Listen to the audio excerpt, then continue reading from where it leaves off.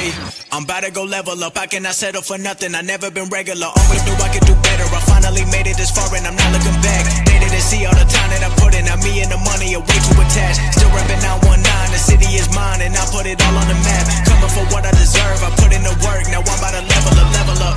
Been on my grind since 2013. Now the way that I live, I feel like a king. 24 hours, I'm locked in. I'm feeling like Kobe, getting these rings. They bring six. Smith underneath, and they get it. Thornton.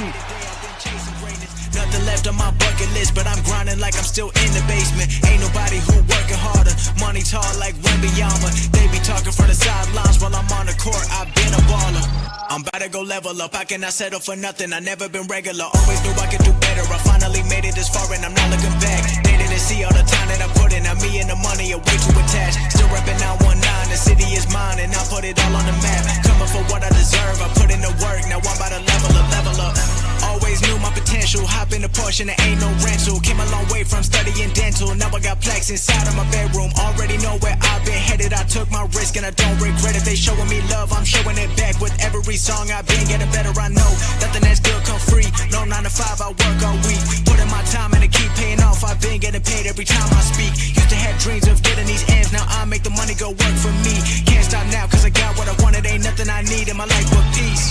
I'm about to go level up. I cannot settle for nothing. I never been regular. Always knew I could do better. I finally made it this far and I'm not looking back. They didn't see all the time that I put in. Now me and the money are way too attached. Still repping 919. The city is mine and I put it all on the map. Coming for what I deserve. I put in the work. Now I'm about to level up.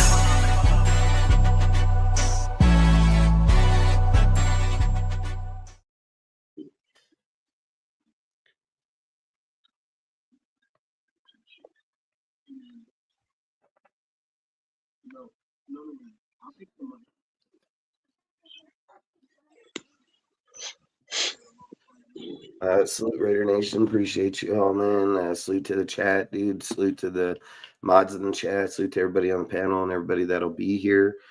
Salute Harvey. If you want to give a shout out before we get going, feel free, man. Oh yeah, what's up, Raider Nation? It's the #1 Raider Stunner. What? Salute Dustin. Salute Raider Nation. And I'm glad to be here, and I'm glad we can have this subject on who's going to be the next Las Vegas Raiders head coach. Hell yeah! Well, this show is going to be about a candidate that could he be the next Raiders elite head coach is what this one about. We'll talk about some of the people like Matt Nagy. I'm not even going to talk about. Guys trash as hell, so I'm not even going to worry about it. I mean, Vance Joseph, same way. Good defense. Hey, the guy sucks at a head coach. Clint Kubiak, obviously, I would most definitely listen to what he's got to offer, what he's got to bring, things of those factors. I've said I think Clint Kubiak is just more to fill out where he's at. I don't think Clint comes to this team at all. Like, if I was to put money, if someone said $1,000 right now, I'd be like, and they told me to guess, I'd be like, fucking, I would say 3 teams. I would say Baltimore, Giants, or Falcons before he ever thought about coming to the Raiders. Like, there's three teams there already. Where imagine if Matt Nagy, if Clint goes over to Baltimore and gets Lamar and all them fucking dudes over there. I mean, if he goes over to the Falcons, he's getting Bijan, Drake, fucking Penix. I mean, they got a good roster over there of players. Yes, they do. Same thing if he goes to the Giants, he's getting good D line, top 5 pick. They can end up with fucking Tate and Neighbors as their wide receivers for Dart. So, I mean, you got Scatterboo. I mean, there's a lot of good options before the Raiders by a mile. So, if I'm just being honest, Clint is not coming here, man. Like, why would he come here? He has no ties here, no connection, nothing. Nope. There's nothing that draws him here, So, if I was just a betting man, I would just take him off the board. It's good to interview. See where he's at. You never know, like that's kind of, I feel like you never know. But I think the more realistic hire for the Raiders, even after the whole deal, is is one of three. You know, like people don't want to hear John Gruden's name, but I would say like, hey, if you're rebuilding and you can just put him as the head coach and he doesn't want to do any other job, then put John fucking Gruden there. You know, if there's a possibility, you can just tell him, coach the fucking offense. You can have whatever fucking players you want, but just coach the offense and do your job, you know, like type shit. And they can get a defensive player or like Flores or something. Then that's who I would pick because he's good at it. And I don't care what anybody thinks. But obviously John Gruden's probably not realistic, but it might be because he's in the Hawaii Bowl, dude. Him and his brother are there fucking running it. I've always said, dude, coaches don't come out of nowhere, not coaching over multiple years and just pop up in the Hawaii Bowl, the Senior Bowl, any of those type of deals, and then fucking not come back and coach. Like I've always said, those games are gateways back into coaching right away. Show people where you're at, how you're running your shit. Like, so I'm not gonna say couldn't be an option. I would just say Tom Brady's feelings against him might not want him here because he was like, that bitch didn't want to hire me. I'm not gonna fucking hire him. So Yeah. I mean, it's facts. They're just, you just don't know, you know? Yeah. But so in that aspect, I would say, you know, Gruden would be one, but it's not going to happen. I've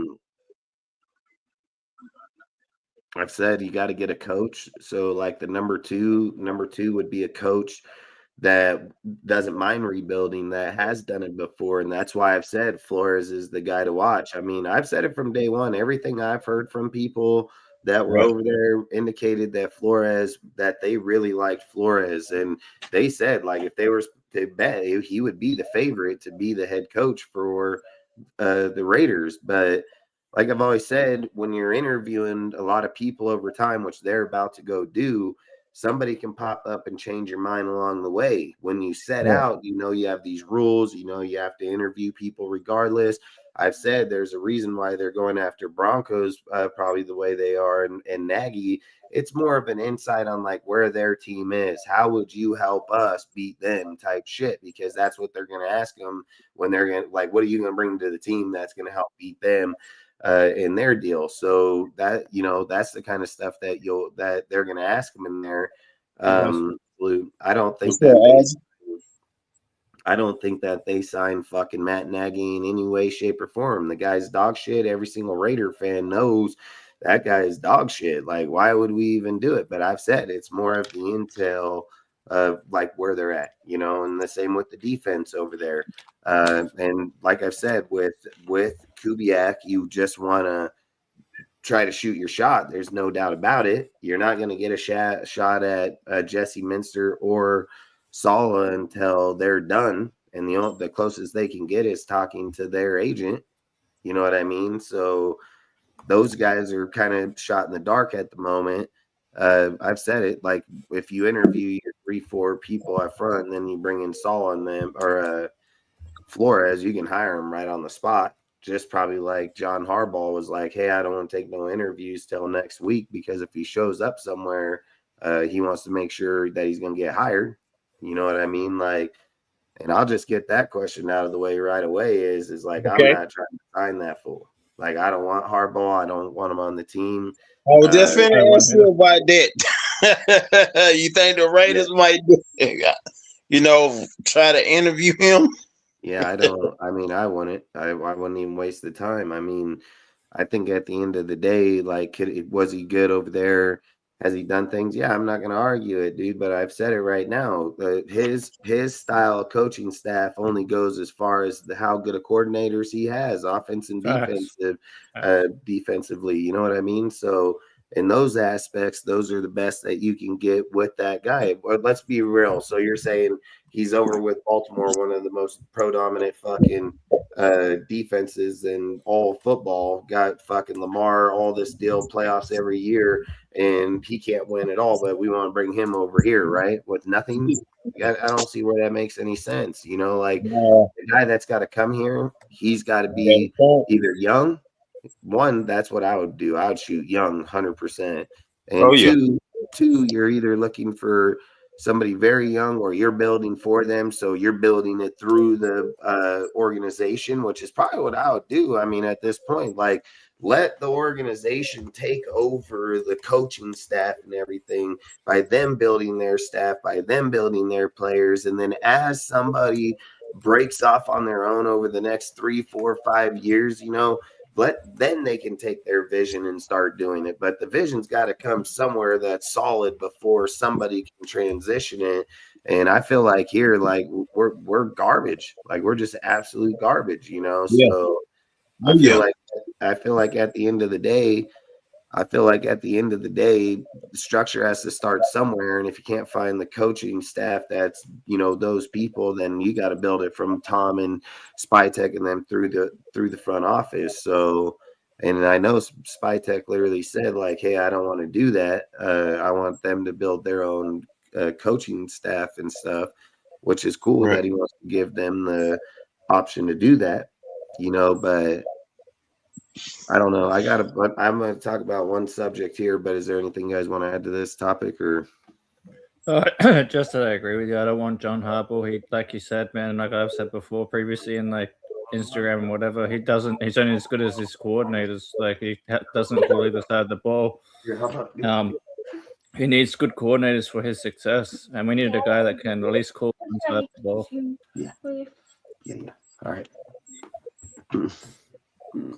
I want hugs.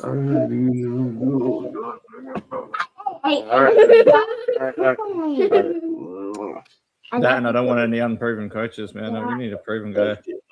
Yes. I don't mind Kubiak, but this depends who his DC and stuff is, and it's a bit of a risky move to me, but I wouldn't be mad at it. Right. Oh, yeah. I understand what you mean, Oz. What's up, man? Hey, what's going on? Not much. How you doing? How you doing? I hope I'm saying this name right. Is it Shaj? Did I say that right?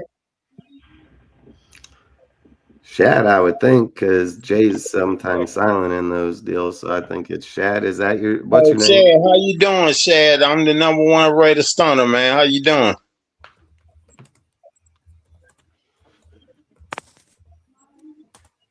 I don't know if he can hear you, man. I don't think he can hear me. Can you hear him? Or not? Can y'all hear me? I Yeah, can we hear hear you I can now. hear you. I don't know if you can hear him or not. Yeah, I can hear y'all now.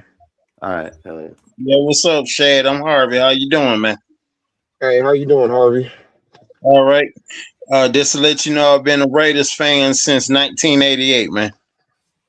Okay. I was one since '86. Oh, okay. Okay, you going back when Bo Jackson ran over Bo Jackson. Glenn Bosworth. Bo And the Kings on Jackson. Monday Night Football in Seattle. Yeah. I was sold on Bo Jackson on the Beckett, or the baseball Beckett with the shoulder pads and the baseball bat, man. And I've been a fan ever since. I remember him on the they had that cartoon growing up, Pro Stars, I believe it was called. Yeah. Yeah, I was a big Bo Jackson fan. And just to let you know, I have my red, white, and gray Bo Jacksons that I got in 1991 still in my closet. Okay. Yeah, man. Dustin and then Ozzy is right here on the bottom. So, brother, let's have you on the channel. Thank you. So we've basically been talking about the coaches that they're looking to interview at the moment: Matt Nagy, frickin' Vance Joseph, Clint Kubiak, Davis, Webb, and then they got a whole nother list of other people too that they're going to be bringing out here. We've already talked on it basically, so I don't know if you want to add on to it before I move on to the next conversation. I have a sleeper pick. Green Bay's offensive coordinator, Adam Stistovich. And the reason why is I'm just being realistic. When you look at the openings in the National Football League, where do we rank? I'm pretty sure we're at the bottom. So when it comes, and especially with Harbaugh and the Baltimore having an opening, and that's like a Super Bowl ready team. When we heard the names like Brian Flores, and I would love Brian Flores to come, but why would he not want to go to Baltimore now? So I'm just looking at realistic first-time head coaches that's looking for a chance to prove that they can coach in the National Football League. And I also thought about this. Spytek is very young. And I believe, his first year being paired with Pete Carroll, he had to listen to the Grizzly vet. And I think Spytek don't want a coach that could come in and not let him run the show. I think he wants to run the show. And if you bring in a John Harbaugh type of coach, he's not gonna be able to run the show. So I think he wants somebody around his age, somebody that don't have so many years of NFL coaching experience at a high level, that he could come in and they could have the same philosophy and build a team the right way.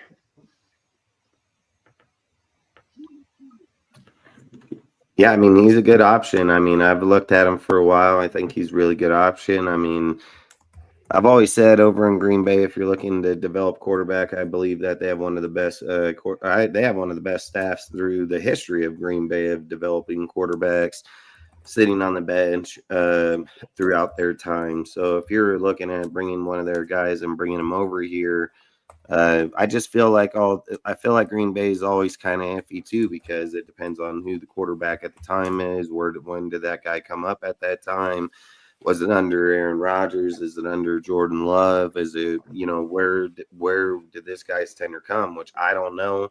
So for me to be able to speak on it in depth, I would have to, look at him more to just know who he is as an individual. Do I know a lot of people are talking about him as of recently? Yeah. I mean, I've heard his name numerous times. I thought I seen his name in the list. I mean, from what I read on it, he didn't seem bad at all.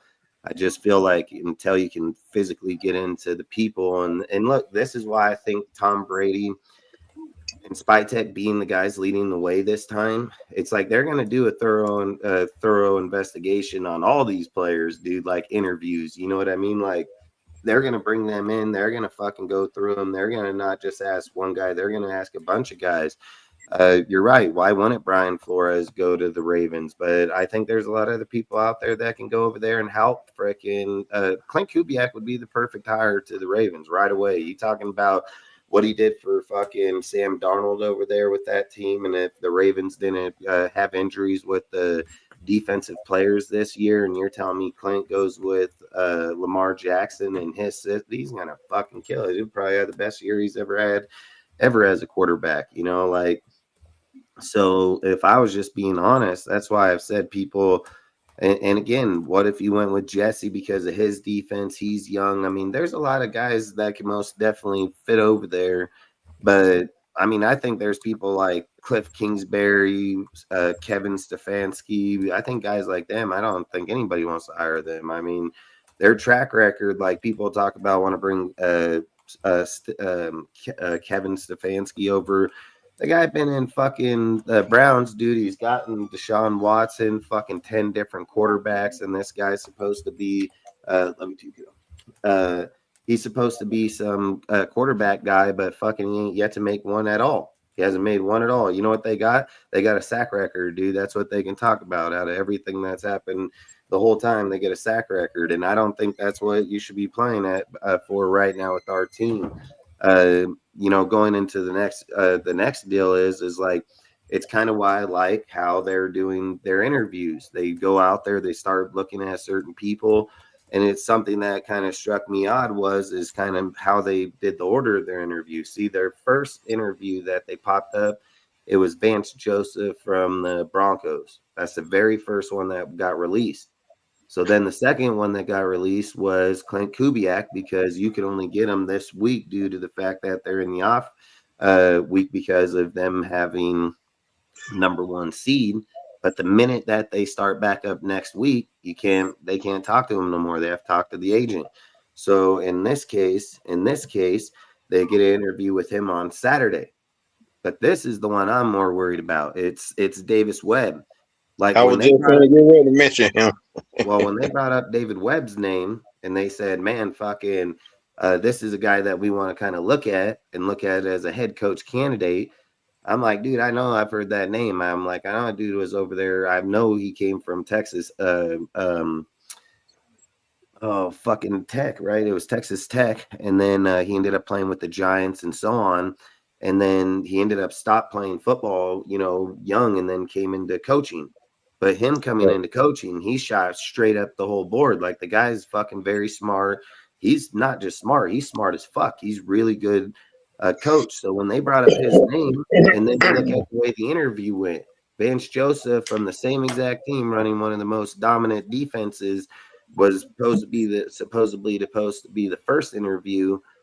Webb got announced somewhere around, like, I don't know, 3-4 o'clock. I can look and see when I posted it, but long story short, he got shifted tonight.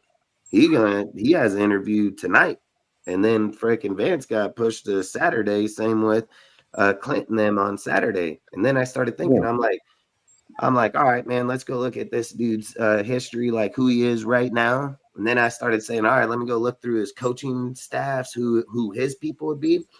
Listen, when I look up Clint Kubiak and when I look up freaking Jesse Minster and Shula and all these guys, they don't have tandems to go with them offensively versus defensively versus offensively. They don't have the tandem.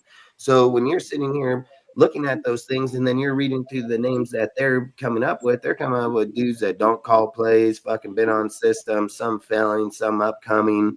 But there's nothing saying that dude's going to leave for the broken fucking Raiders when they're on good squads. So then when I look at it, I'm like, all right, if Shula leaves, he might take freaking Mike LaFleur on the same deal. He don't call plays, so they'll probably let him go. They can bring another guy, replace that guy easily, even if they let go of Zach Robinson over in the Falcons. I mean, bam, instant right off over there. So long story short, you just start looking at tandems. And when I started looking at this guy, I'm like, man, this guy got a lot of good motherfucking people. He has a roster of dudes that came up with him at the same exact time, all in certain deals. So let's say you go in this scenario. I think I would still go.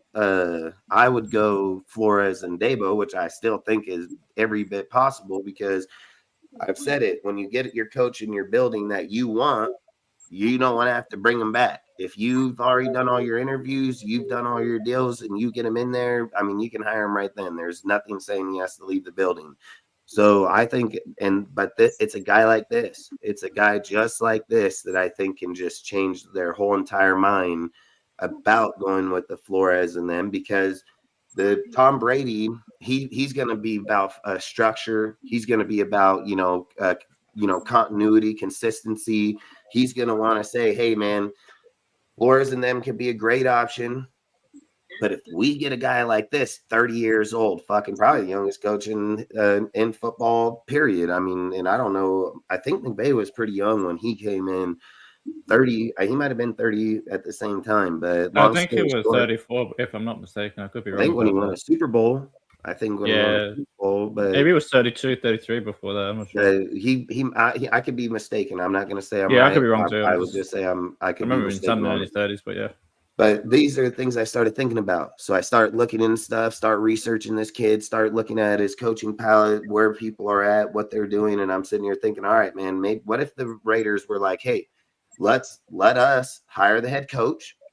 We'll go his vision, but we'll create that vision. We can go out and outsource dudes and bring defense, offense, things like that. But then you start looking at his coaching staff, where, like I've said, for the Raiders, what's our biggest need right now? Everybody's going to say Fernando Mendoza. That's what everybody's going to say. Take quarterback, first overall pick. We haven't had one. You need to develop him. Now, salute to everybody in the chat, man. Really do appreciate all you guys. Appreciate everybody. So they're going to say we can't fail on developing him. This is why I said I don't like Cliff Kingsbury, dude. Motherfucker went over with Jaden Daniels 1 year. Fucking, they got a good defense with Dan Quinn and all of them. They all have a good year, but year 2 they fall off and they fire the dude. One fucking bad year, just fire his ass. Like, there's big fucking miscommunication over there with this guy and that fucking team, obviously, because you don't just say this guy's a quarterback guru. He makes these dudes, and you just shit can the fucking guy like you don't even matter. You know, like you can't do those things. But long story short, he'll probably end up with the Chiefs with Patrick Mahomes. So you start saying, hey, man, the Raiders' number one deal is to develop Fernando Mendoza.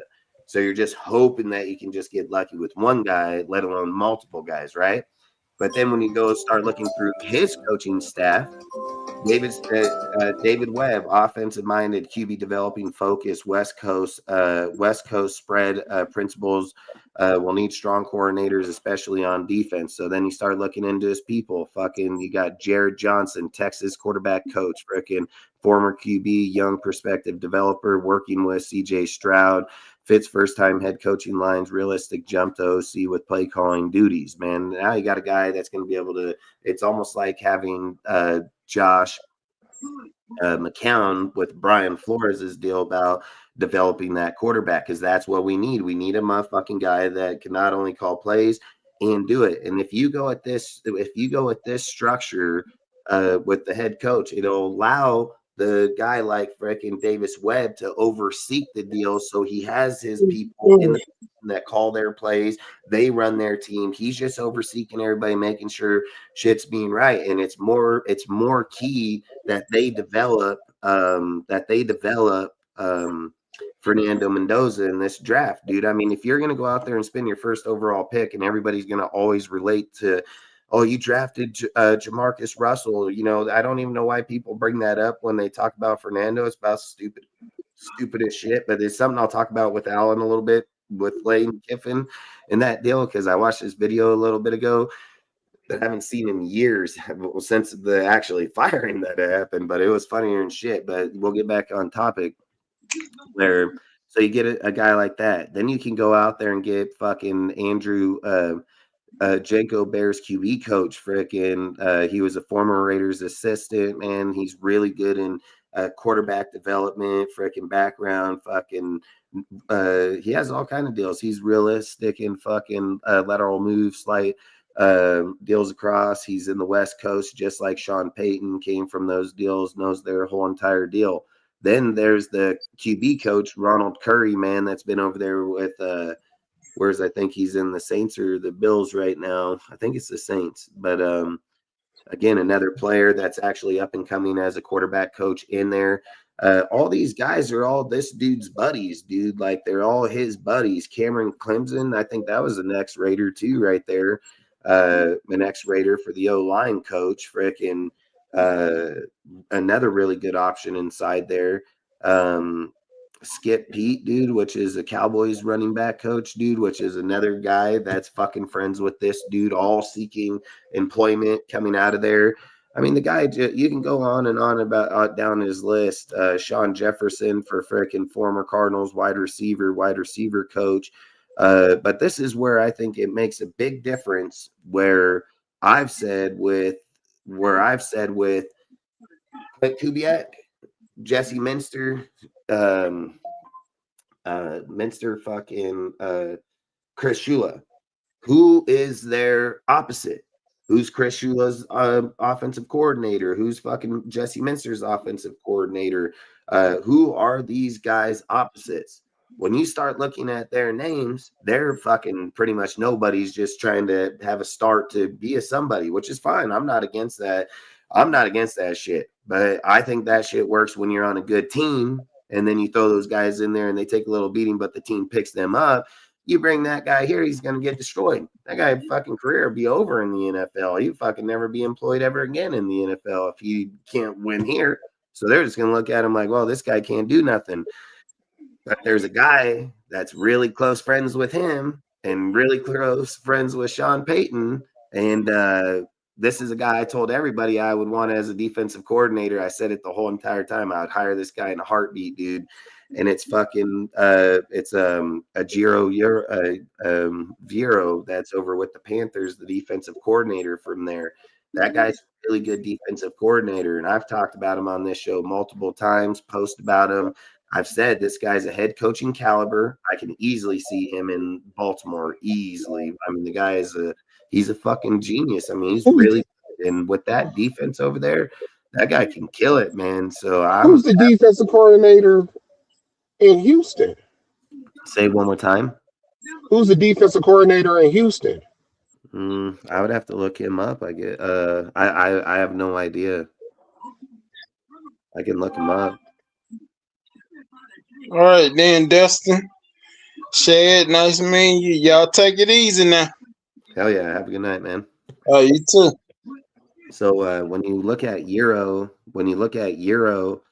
I'm like, man, that's a great defensive coordinator right there. That guy's gone over to a bad team. He's turned that team around, dude. He's made that defense look really good. And then if you have people like Max and them on this team, it's a pretty damn good team.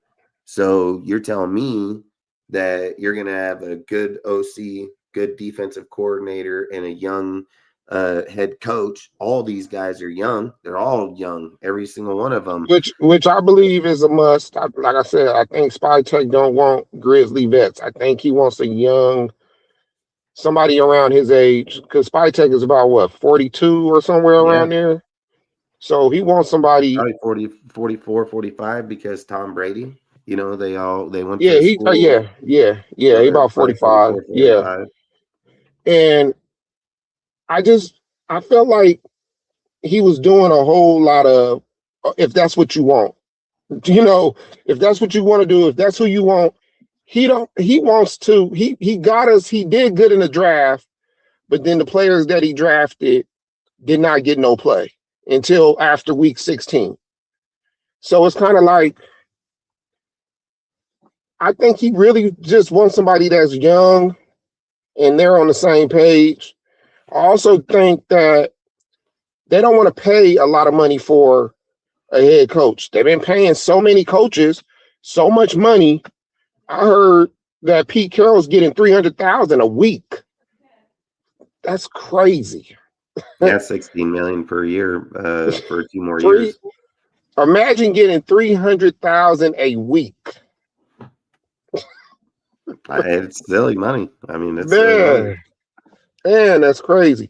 But before you go any further, the other reason why I forgot to bring up when it came to Adam Stitzevich, he started off as an offensive line coach in 2016, and he was offensive line coach to 2022 before he got bumped up to offensive coordinator.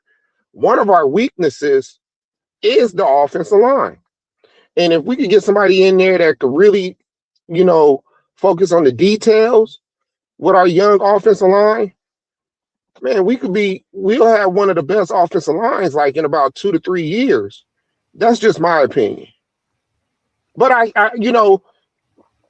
the names that you brought up, if we could get them, that's first priority. I'm all on board on that. I just wanted to throw in a sleeper coach that ain't nobody really talked about, but I think he may have good potential. Yeah, and we can research him too later this week and talk more about him too, because like I said, until you know who they run with or what they offer, it's just like I've said, people's names like Jesse Minster sound good, but Harbaugh built him. There's a big difference in the way that gets projected when Jesse don't have the up on Harbaugh in any way, shape, or form. Not at all. So I don't think it'd be a good idea to go put your student that you developed from fucking the floor up and then say, yeah, this is the guy going to take me down. Like, fuck, get out of here, dude. Like, Harbaugh has built his teams and went against everybody and their mother at every level in multiple schools, multiple teams. I mean, he's going to win against anybody, dude. Like, it's just facts. Everybody has good games. Everybody is beatable. But he's gonna he's gonna beat him. He's gonna beat him more times than not, guaranteed. If I put a bet on Vegas, I would say like Harbaugh. If they said like over Jesse's time as the head coach and played Harbaugh, who do you think will win more? I'm gonna be like Harbaugh. I mean, there ain't fucking doubt in my mind. So I'm not trying to go down that path. And look, I either want Flores and frickin' Dabo because they bring a lot of rings, they bring a lot of stability, both sides, structures, everything. That's the dream. That's the dream coaching staff right there. That's that would be the first priority. Is that right there? And my number one deal is like, whenever you're trying to build something that I've talked about just here recently on our lives too, what the Raiders need to do is like John Gruden in 98. What they need to do is when in 1990, when Gruden was coming up in Green Bay, the Niners, Philadelphia, Gruden was going all over to some of the greatest quarterbacks in the history of this game, same as the coaches, everything. Like Gruden's tenure across that board right there was against all Hall of Famers that's all popped out there. Now, if you're sitting there looking at in Green Bay, this is something I talk about all the time. Green Bay on that one coaching staff had, fucking Hall of Fame coaches all the way across that board right there. Just great coaching staff in there. And when I look at this kid right here, you have to go young with young people and start bringing in all these young dudes to, gravitate inside, and they're all trying to come up all at the same time, and you're giving them their shots. I've said it. If whoever comes here and changes the Raiders as a head coach, he'll be a Hall of Famer, guaranteed. Whoever come in here and change the offense and defense, they're going to be, I've looked at head coaches like straight up, you know what I mean? So I think when you start looking down this guy's board, it's like I've said, Euro, I've liked a lot. I've talked about this guy a lot being a defensive coach, but it doesn't stop there with this guy, dude. Like his pass game coordinator for the Ravens, Chris fucking Hewitt, he can become his defensive coordinator. He knows him very well. He's connected with the guy very well. And another guy that's ready to take on full DC role, fucking very experienced, aggressive player. So when you're just looking at those two, then you're looking at Leslie Frazier over with the Bills, where again he has connections with him again, which is a more veteran coach for the defense, would be Frazier. So when you look at the three, you're looking at two young guns, fucking one potential head coach, one on the rise to be the next defensive coordinator, and then you got a veteran coach. He's connected to every single one of them. So if he pulls any one of them dudes, boom, you got a better defense than we've had in the last fucking 10 years. Our defenses suck, dude. We ain't had no good defense for a while. Then you start looking at his assistants, freaking line coach, fucking Brenson Bucker, dude, fucking from the Cardinals, another guy he's connected with, which I gotta look this guy up because I think that's the dude that was here when Max first started, and he broke when we had a sack problem. We only get like 16 sacks in the season. I think that was the guy that came here in the beginning. We ended up having like 32 or 54 sacks, somewhere in there. And that was the guy that did that shit. And then fucking Gruden then showed up and went with Rob Marinelli. And I think that's the fucking guy. So bringing him back.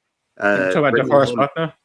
Not DeForest Buckner, the other Buckner. It's Brenton Buckner. Brenton Buckner, yeah. The D-line coach. So this guy was really damn good. And I liked him a lot. And I was pissed when they got rid of him because he was young. He fixed that shit right away, dude. And then we fucking let him go for Marinelli, which was, Gruden's deal. So I wasn't really too worried about it. But then you got a good line coach right there. Then you look at his linebacker. It's Mike Cadwell, dude. That fucking guy, another good motherfucker right there. The guy is stacked up everywhere. Fucking Denard Wilson for the secondary coach, dude. Fucking Chris Banjo for the special teams coordinator. The guy is connected all the way down the board, offensively and defensively. The guy has got a lot of connections with young upcoming player coaches that are thriving, and they all want a shot.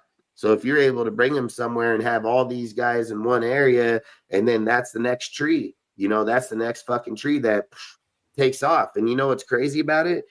Guess whose fucking tree it is? Sean fucking Payton's and all theirs. So it's like they're the West Coast tree from these dudes right here, Andy Reid, Sean Payton, all these dudes.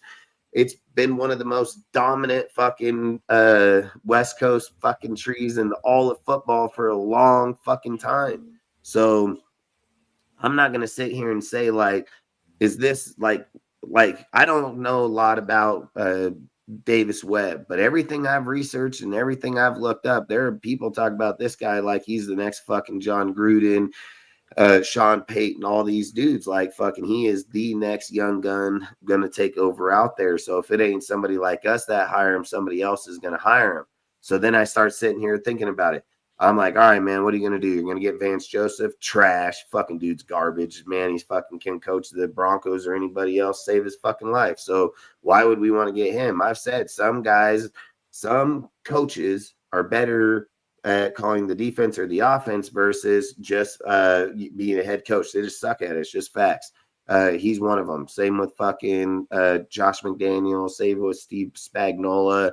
They want to go with Matt Nagy. That guy's garbage as fuck too. I don't even know. I wouldn't even enter. I would be embarrassed to bring that guy in my building, but you know, whatever. Jesse. Yeah, I mean, fucking you got Clint Kubiak, good option, but they're gonna Skype with him, so I mean that's a good option to be able to go. But it's I've said it, a kid like this can make you think about how you want to change your whole deal, man. Like when you're getting Flores and all them, you already know, you know who they are, you know what you're getting. But somebody like this can change your shit for the next 30 years. You know, like, and let's just say the odds are he's not going to have a 30-year run, but if he has a 15 or 20, I mean, that's pretty fucking good right there, you know. And when you look at this kid, the way that he's coming up is much, he fucking develops the plays. He's worked with Bo, everybody. Like, this guy is good as fuck. So, and I've said it, when you hire a young guy like that, you're going to need the personnel that can go with them. You're going to need the people that can go with that kid. And, this fucking kid got some. I'd love somebody to show me Jesse's personnel that's like this fucking guy. He ain't got it. He ain't got it. I've looked it up for weeks, dude. I've been looking it up for weeks, fucking researching this fucking guy up and down. What's he going to take? Fucking Harbaugh's guys, Michigan guys over there? That's not going to happen, man. Like, this guy, he's stacked. And he's stacked because he's got freaking Sean Payton and connections that will gravitate him to fucking go take off. So I mean, that kid's stacked, and I've said it. Go show me Chris Shula's. He ain't got one either. Go show me fucking Mike LaFleur's. He ain't got one either. You know, like they're nowhere close to this guy's caliber of depth and coaches and people he fucking knows versus who they know. And I've said it. When you look at the McVay and Kyle Shanahan tree, there's only two coaches in the NFL right now that are worth the shit. And I would say maybe one other, man. I'm not going to say I don't like Zach Robinson. I think he's done all right over there with the Falcons. But I would say there's only two coaches from each one. You have Kevin O'Connell from the Vikings for McVay, and you have fucking DeMeco Ryans from the Texans for Kyle. There ain't no fucking body else. So I don't know why we sit here and say like, oh, these guys are fucking, they're the best. Oh, yeah, bullshit. Fucking most of their guys are fucking failing like a motherfucker. Like Brendan Staley's trash fucking ass. That guy was garbage as fuck, dude. I mean, there's a lot of guys that work really good in those organizations, but this is a fact that John Gruden, Andy Reid, Sean Payton, fucking Holmgren, fucking all these guys, that's the strongest fucking West Coast link there's been. Bill Walsh fucking tree of anybody. So if we can get a kid from over there that's 30 fucking years old, and motherfuckers are already saying like, yeah, that dude's a fucking badass right there. Like, I mean, what do we have to lose? Like, what do we really have to lose? I would certainly want to be against it. If we can build the roster, and bring them in, let's just think about it. Some of these guys that are on this deal make about $1 million, maybe $1 million per year. If you go out and sign a $20 million fucking head coach, you're gonna have a little issue of hiring big dollars down here, right? But $1 million guy that's over on another fucking team, and I'm like, hey, bro, I'll give you $2 million per year. Come on.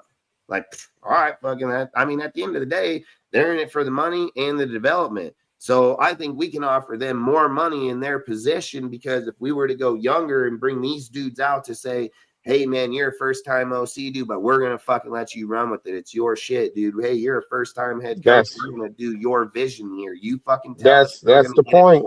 That's the point. You to run it. You know, like we want to scout these dudes and we want to be able to deliver these guys, but I need you guys to fucking coach them. That coaching staff is fucking balling. That's balling. If you fail at fucking with Fernando Mendoza, with half of that offense, the people that I told you, we just sell the team. Like, you just sell the fuck team quick. We might as well just go watch XFL. Like, we're just never meant to be. You know, like I've said it, like there's just a curse on this team at a certain point that it doesn't matter what players you bring here, what coaching staff you bring here. But let's just be real. If Tom is truly trying to put his fucking deal on it, his pieces on it, I think something like this fucking screams a hell of a lot more than going out there and going, oh, get us a Clint and get who the fuck is his personnel? Like, I just like to know his personnel, man. That's all I care. It's like, I hate when somebody's like, yeah, this guy's hella good. Okay, who's he bringing? Well, this guy's really good, man. I want to, who the fuck is the guy behind him? Like, who's his OC? Well, don't worry about that guy. This guy is good right here. You know, like, fuck, that's not how the game's played right now, dude. Like, when we're sitting here looking at ours, we just had one of the shittiest O-line coaches with the head coach wouldn't even fire motherfucker. So we can't get into that situation again. You most definitely can't be doing that shit. So you got to most definitely have the people that are up and thriving. I've said it, man. The Raiders are such a loss, dude. You can just burn this whole fucking thing down and start over. This would be it. This would be it. And not only that, just thinking the offense, fuck the O-line coach. He's an ex-fucking Raider. He fucking was on here. Curry, fucking wide receiver, fucking that was on the Raiders on this list too, fucking. And he's an up-and-coming quarterback fucking coach. And he's had a lot of success from everything I've read about him. Like, there are some good fucking people on here that can most definitely take this team to the level that they need. And they're all young enough, man, that they could all probably talk and scheme and fucking be like, hey, man, this fucking, like, that's what you want. I feel this is an easy team to get along with, man. What is the biggest problem in football, I feel, is having such an offset in age and having your roster so off that they feel like they can't talk to another guy. Oh, this is his shit, man. We just got to do it. Nah, man, I think it needs to be more in the deal where it's like, hey, dude, we're fucking up right here. Let's fucking change it. Hey, dude, this is what I'm seeing right here. What do you think? Yeah, all right, I see. All right, let's do that. Fucking, you got to have change. And when you're young, you want to have change. You know what I mean? But what do you guys think? I wouldn't be mad at it. Like, if we go with like the young guy, like you said, in Webb, and then Swiatek and Tom can put like a supporting staff around him, like, you know, OC, DC, line coach, whatever. If we can give him the supporting stuff that he needs to be that coach, then I'm all for that, because then you could end up with like a Mike Tomlin situation where you have your coach for the next 10 fucking years. You know what I mean? Like, it makes all the sense in the world. As long as they put the right stuff around him, I have no issue with it. Yeah. What's up, Glory Nation? I mean, Flores, I like Flores and Dable. Like, that's been my number one pick so far, but I would not be mad at getting Webb if it's got clear direction, like what you said.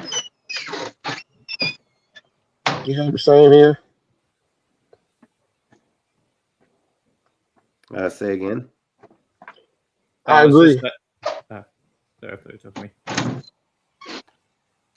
You guys have anything else you want to add on it, or no? All right. No. You have anything you want to add, Will, or it is Shad, right? Is that how you say it? Yeah, Shad. Yeah, Shad. Shad. Y'all can just say Shad. Yeah. All right. I just know sometimes when Jays are and things like that, they're silent. So all right. No problem. Will, you have anything you want to add on, or have you even been listening, or no? I just got in here. What were you asking about? So long story short, I would just say, like, I would say this, right? You can go with people like Brian and them that are experienced, and then you can have, still have the same success. They're very proven people. You can't miss either way. I just feel like if you're able to pull something like this off, I mean, that's generational. It changes all kind of shit. It's just like I've said, there's too many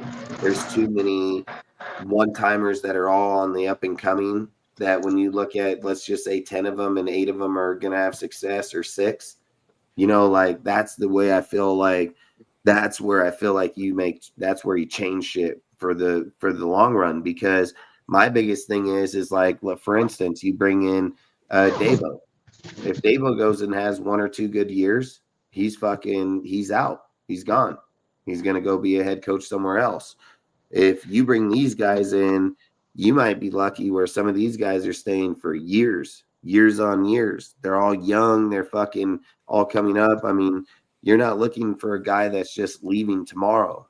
You have guys that are going to be here for some guys can be here for 10 years. Some of these dudes might be here for we talked about this. We talked about that today, Dustin, where I said that Tom Brady does not want to be back in this building next year, trying to bring trying to hire new people. He wants to have this staff here for years. That's fact. And they want to be able, I feel like when somebody leaves, they want to be able to have the transition that moves easily, that it goes over easily. Like, they're not sitting here saying, okay, man, when we got rid of this guy, it took us multiple years to be able to replace that guy. They're like, okay, we moved him.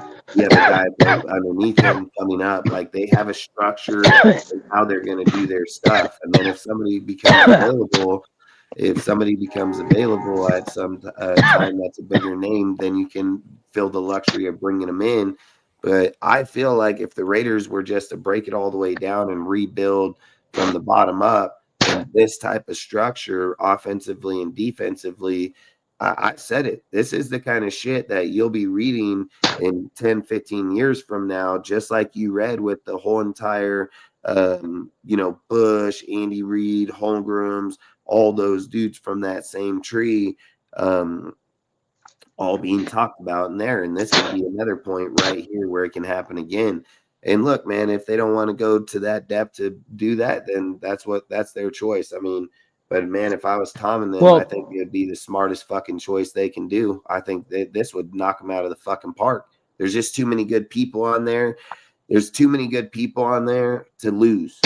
So it's just facts. There's just too much fucking talent there to win Super Bowls. I don't know. Playoffs? I think so. Like, there's a big difference. The more these guys keep going and getting accoladed more and more and more per year, motherfuckers are going to knock it out of the park sooner or later. So I just say there's just too much talent. And I talked about for the long-term success, and as crazy as it sounds for Raider Nation, because, we are hoping for wins and stuff. I've stated that this is not going to be a winning team in year one. Then that's not what you want either, because when you look at all the rebuilds across the NFL, man, the longer term success has come from teams that didn't have this success right off the bat. It's the teams that slowly built their rosters. And I've stated, like, I love Crosby as a player, man, but if you're going to break this bitch down the right way, Crosby got to go too. What's that guy's name that you said, Shad? What's the coach's name from Adam Stitovich. Salute, fellas. How's it going? I think that was William talking, right, William? Yeah, what's up? Hey, what's up, dude? Yeah, like, I was actually gonna echo what you were saying in terms of trading Max and just rebuilding this shit from the studs. My concern is that we're already a little bit too late on trading Max in terms of maximizing his value. Like, he's been honestly, injured man. Like, here's the thing, man. At some point, regardless of the value, you want to ship him off for something other than getting nothing. Like, I get, like, we may not get 2 first, but I think we can still, like I said, I think you still got to include him in the talk. No, I totally agree, and I don't think that he's here next year, because it doesn't seem like he even wants to be here. Like, and then when you look at when you also mention how I feel go ahead. I disagree with Max wanting to be here, but when it comes, I don't like trading superstar playmakers, because I feel like it puts us behind the 8 ball. So we're going to have to get another defensive end when we could add to the defensive end that we already have. But see, this is okay. So sorry about that. I'm at work. So this is my thing. If we knew Spytek and his the verdict is still out on him when it comes to drafting, I don't want to get draft picks where I know that our GM is not going to draft correctly. Well, we can't even say he didn't draft correctly. The players, when they played fine. It was the fact that Carroll the entire year not wanting to play the guys, and when they played just fine. Like anyone can argue they played just fine in the snaps they played.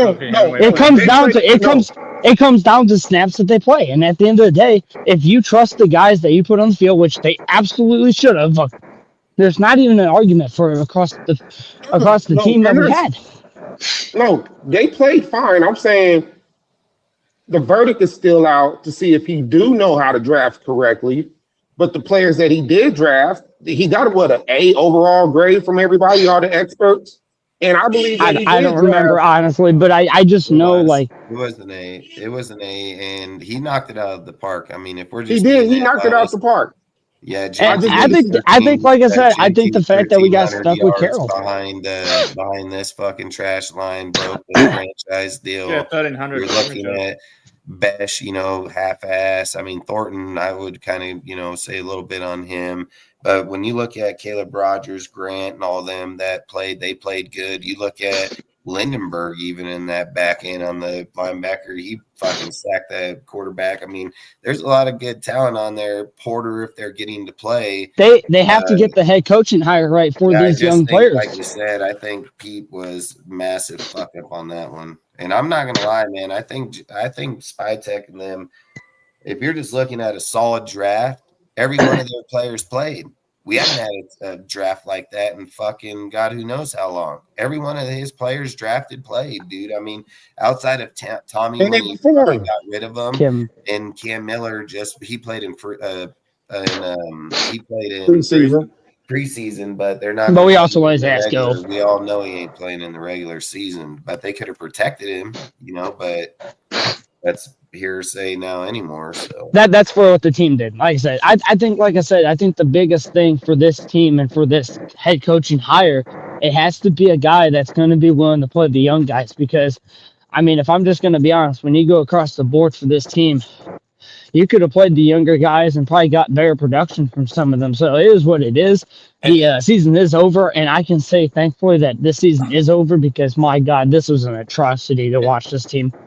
So I was going to make a comment about the draft class. So, I agree. I think generally, Spytek had a successful one. But this is where the whole fuck up happened, right? Like the coaching staff didn't use this year to develop them. So Spytek went over. Justin knows I like the fucking cooking analogies. He went to the grocery store, he got the ingredients, but the chefs in the kitchen made a bullshit meal because they weren't using them. And so what I'm actually concerned about is Tonka, these other guys, Jack Besh, Caleb Rogers didn't show up till later in the season, and he was playing out of his mind. He was playing really well. But he also didn't get snaps till the end of the year. But that's what I'm saying. They didn't actually develop this talent. So it was a wasted year outside of Ashton Genty. Well, and that's exactly why this head coach got shit canned. Let him talk, dude. Let's not talk over people when they're talking. Yep. So the coaching staff could have used this year. I'm okay. I don't like losing. I hate losing. But I'm better off losing if I'm developing talent along the way instead of trying out these other players, these retreads. I mean, we've seen Lockett. He's not going to be here 2-3 years down the road. Why are we trading for Lockett? Let's get Jack Besh more snaps. Let's get Dante Thornton more snaps.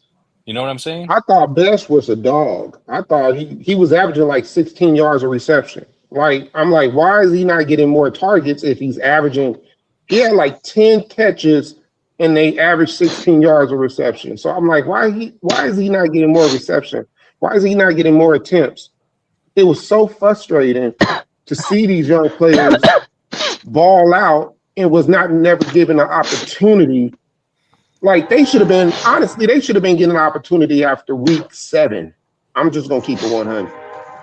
I mean, Caleb Rogers was basically like, I think there were a couple games where he was almost crying on the sideline. Like he was warming up thinking he was going to go in and they didn't put him in. Fuck yeah. And then they said it was because he wasn't practicing good. But then the second the fucking guy gets in the league, the guy just kicks the shit out of everybody. So I don't know what their definition of practicing good is. When he's playing damn good. Gino's sucking, but we're keeping him in. Like, I'm fucking kind of mind blown on this shit, you know.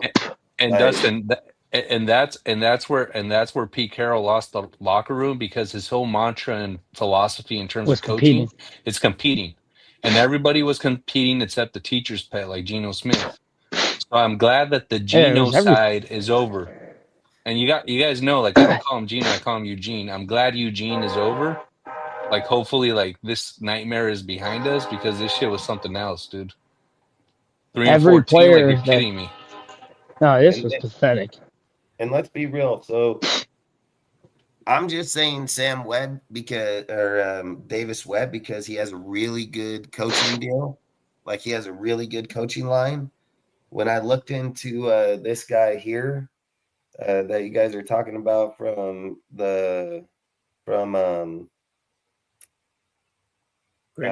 Green Bay, he has a fucking horrible coaching line. Like, his coaching line of connections of players is fucking horrible. Like, this would be a guy. This is 100% a guy that the Raiders hire and they build the people behind him. This is that guy. And then don't get me wrong, this guy can be the same thing. How old is this guy? 42. I believe he's 42. He can be a most definitely a Davis Webb. The same thing I'm talking about right now. The problem is Davis Webb comes with those people already. This guy, you're gonna have to 100% get. You're gonna have to go get his staff for sure. He's 42. Stanovich is 42. Oh yeah, then I'm not doing that. Yeah. There's just no way. There's no way I'm doing that. If he's 42 years old, he should have way better connections than.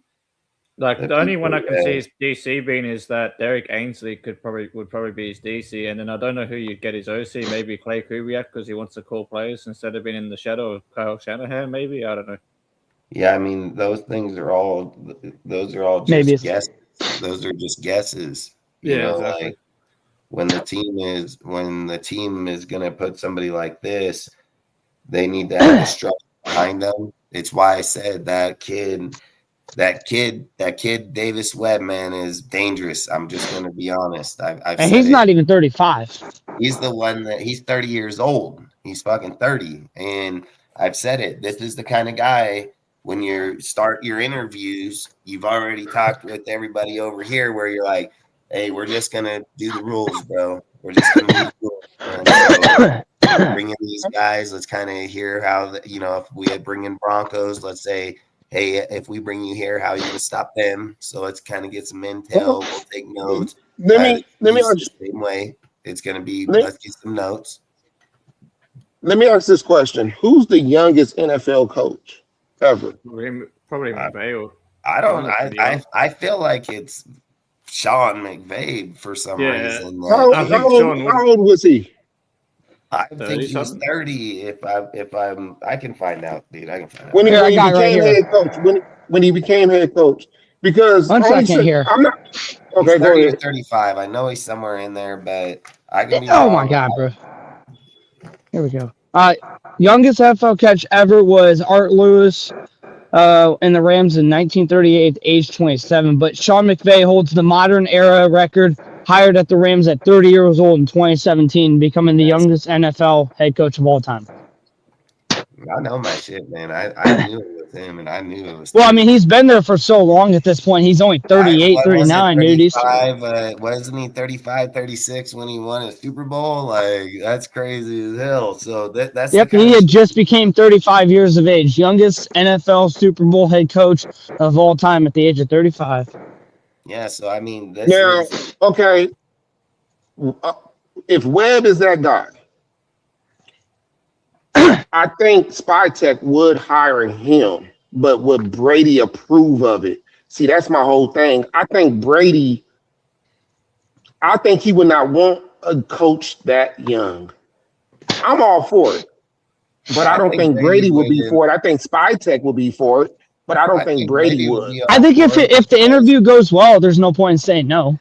Why would Brady have summoned the interview if he wasn't interested? That's the whole thing. I don't think it's an age thing here. I think it's a vision thing. Like, this is where I think a lot of people are confusing football in this era. You know, like in the old era, you wanted a fucking Tomlin. You wanted a fucking what was that dude's name? Brian Bellick for the Ravens. Like, you wanted those dudes that were just strict as fuck with their people, dude, and they did their shit. These nowadays, it's more about cleverness, dude. It's about dudes that fucking are always moving their shit around, always doing it's shit that people ain't thinking about nowadays, dude. And that's what I think why people more motion, more creativity. minded, innovative head coaches like that, because they're able to just come up with creative shit. Look at John Gruden was over there on his show. He's like, look at this fucking Miami play. He's like, these guys are doing shit I ain't never seen. Fucking this guy getting here and this guy going. He's like, what the fuck is going on? I just don't trust Brady right now. A lot of coke with Mike. Yeah, I think in the end, I don't think that there would be an interview for a guy that Brady wouldn't hire. I think at the end of the day, he needs.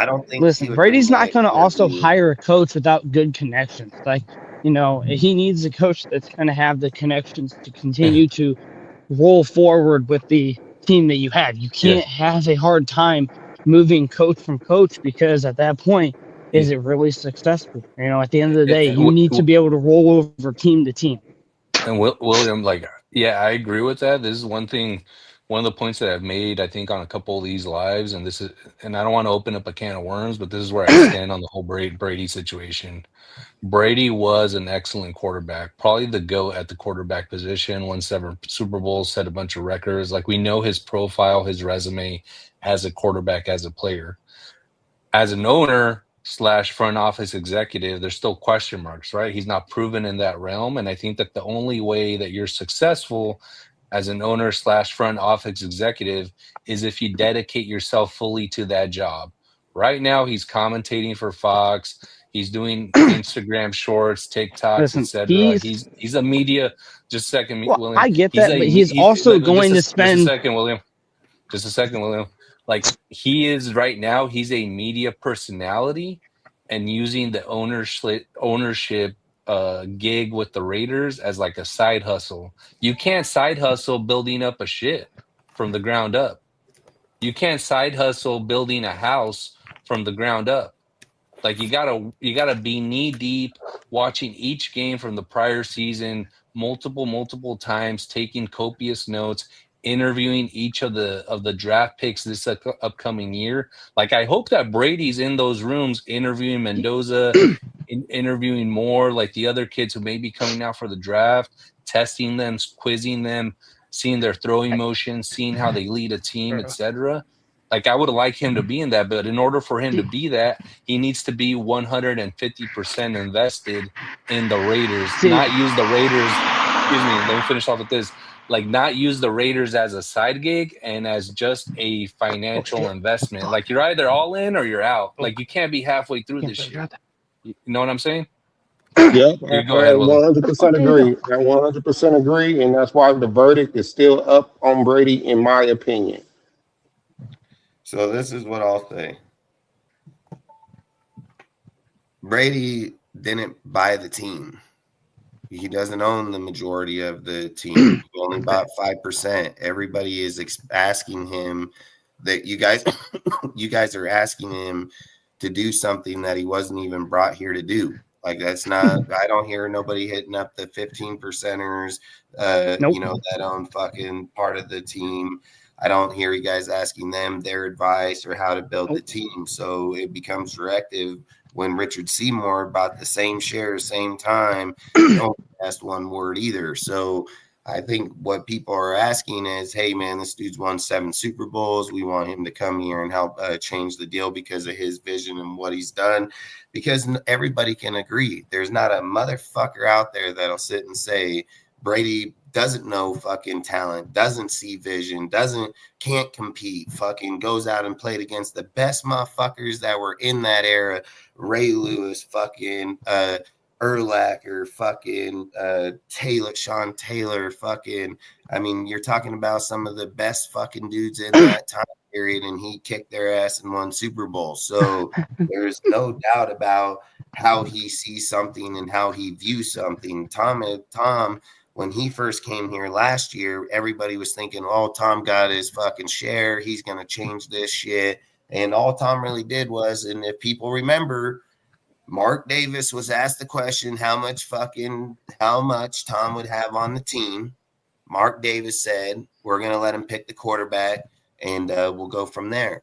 And then fucking he said, Tom Brady, when everything went through, said, I'll sign off on Cam Miller. That's who he said that he would sign off in that draft. Didn't want Shador, any other dudes. He liked Cam Miller, which then Mike McDonald Daniels took him this year at the last game of the season. But long story short, we fast forward rewind back into that year. There was a lot of accusations that was brought up about Brady, saying that Tom Brady lost out on Ben Johnson.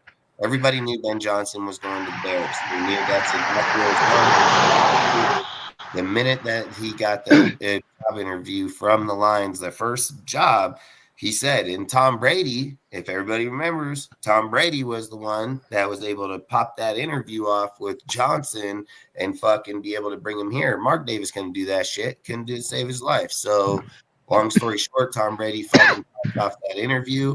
And then if people remember right, they fucking was in that game. They were in that game, the division. Washington. And yeah, in the playoffs. And fucking Tom was the announcer in that game. And he was calling the plays. He started calling Ben's plays out on the deal. And Tom said, like, in certain deals, he'll become predictable. And then that's when all that deal. But Ben said he wasn't. Then here's the next deal. People said Mike Vrabel. Tom Brady was in on Mike Vrabel. That was his guy. Bullshit. Mike Vrabel made it clear from day one on his social, every single person out there, that the only job he was taking was the New England job. And that was facts. That was 100% facts. There was no deal that Tom Brady was ever in on Mike Vrabel at all. Was he linked to him because of them being Patriot people and so on? Yeah, facts. But Tom never wanted him. He knew he was going to New England just like everybody else knew he was. I mean, there's a lot of people that try to throw out. Then they say, oh, Pete Carroll was Tom's deal. Bullshit, man. Fucking Tom said he didn't even want to hire Pete Carroll. That was a Mark deal because it came down at the end. And that's why Mark said this year, he said, hey, I'm going to sit out. I'm going to step out. I'm going to let these guys run it, because what happened was Mark ended up hiring Pete. Then they ended up started talking about fucking Chip Kelly. And then Mark overrode Pete, dude, on the Chip Kelly hire, because Chip wanted to hire some of his other guys, dude. And they were like, nah, we want to do it this way. So it caused all kind of shit here in that hiring right there. So we go through this whole year. It's shit, got to move on from your people, because now you got to fucking really, really build. But there's a big difference. Mark said at that point, he said, hey, I'm going to fucking pull out of this shit. I'm going to let Tom and them go do it. There's no fucking way in hell Tom would have said, no, I don't want to do this shit, man. He's like, this ain't my fucking team. I only gave you fucking 5% of the team, Tom could easily say, this ain't my shit. You know what Tom says? All right, fuck it. Hey, I tell Fox I'm fucking pulling out of here early. I'm going to come over here to the fucking Raiders. We're going to fire Pete. So we know fucking Spytek didn't fire him, because fucking Tom Brady got there that morning, met with him, and then fired his fucking ass. And then fucking goes from there. And now they're going to the coaching staff. So he has a vision. And I've said it. I don't think Tom Brady came in here saying, age or not, that he was going to fix the shit. Hire him. Yeah, I don't think if you did that, why would you even take the interview to begin with? That wouldn't even be fair. And then I've said this. I've even told you when we've been talking, and everybody else, I've said there's a good thing about Davis Webb is that you talk to him now, and let's say that you don't build something like this with him, you can still try to hire him as an offensive coordinator if he offers enough to you. You know what I mean? So it's almost a win-win with that dude with an interview. So I would love I'd love to build the team with him, but I mean, I would take him either way. I mean, I honestly, wouldn't be man, mad if at he it. was to become the head coach, that'd be pretty nice. Second youngest coach of all time, and we'll see how that one pans out. I wouldn't be mad at it. I mean, going young and innovative. I've said that before in other posts that we need young and innovative, or we need a guy like Flores. Either way, like I'd be happy with either, depending which way you want to go. But you want to go with the guy that you know who's experienced with Dable and Flores, or But- if you want to go young and build like a young coach and stuff, I'm Dude. fine with either option.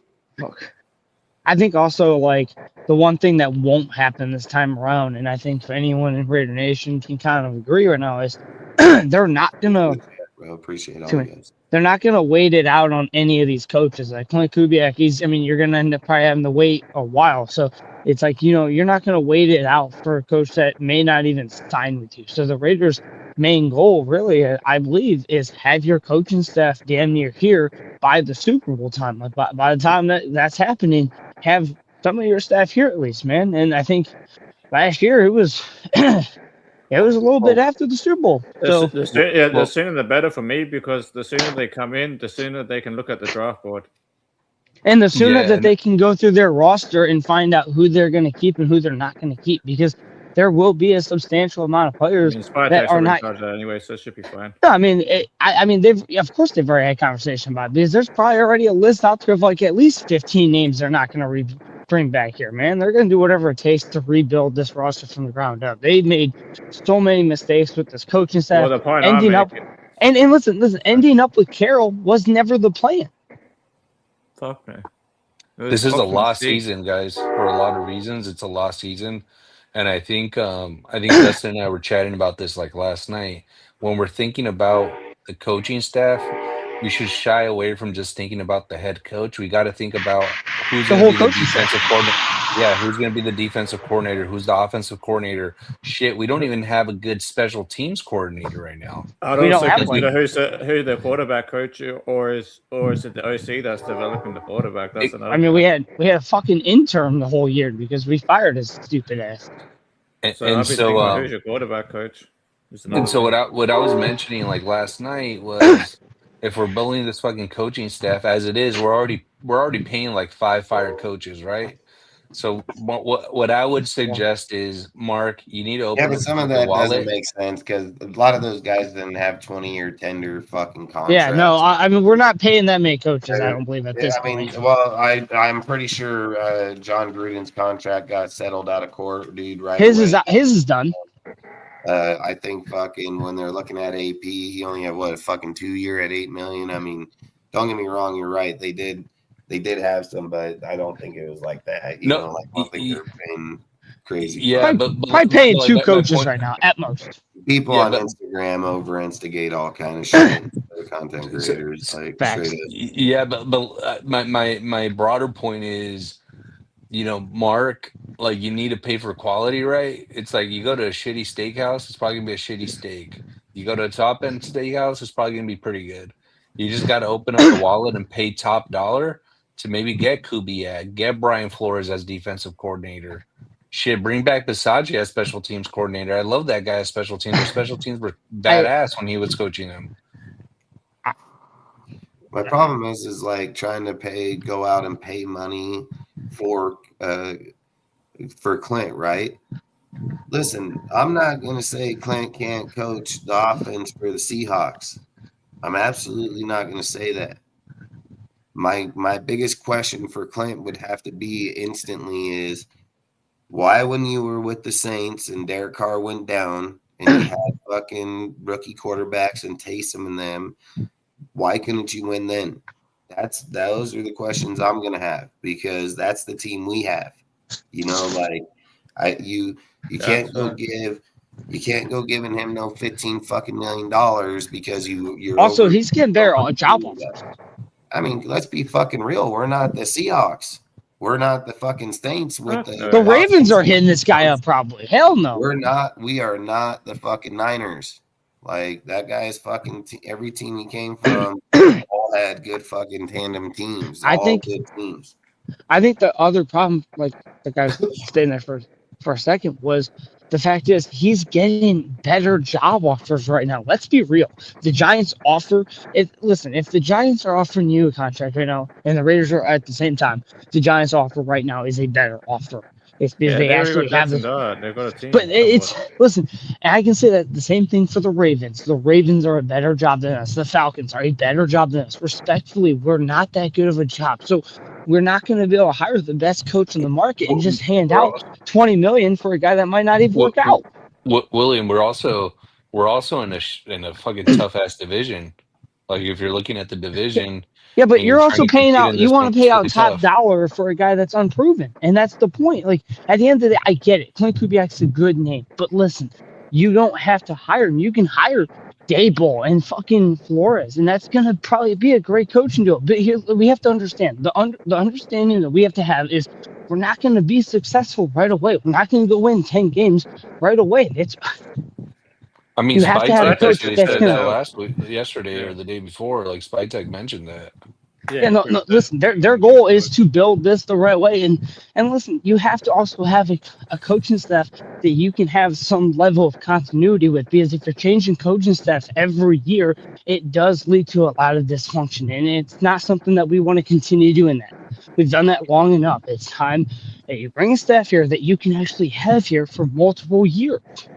I agree, but like I don't like Daboll as head coach though. No, I didn't say Daboll as head coach. I'd give Flores the head coach, because Flores went into Miami a losing ass culture for fucking 15 years before he got there, where they also had not achieved 2 winning seasons in a row, and in 3 years he went.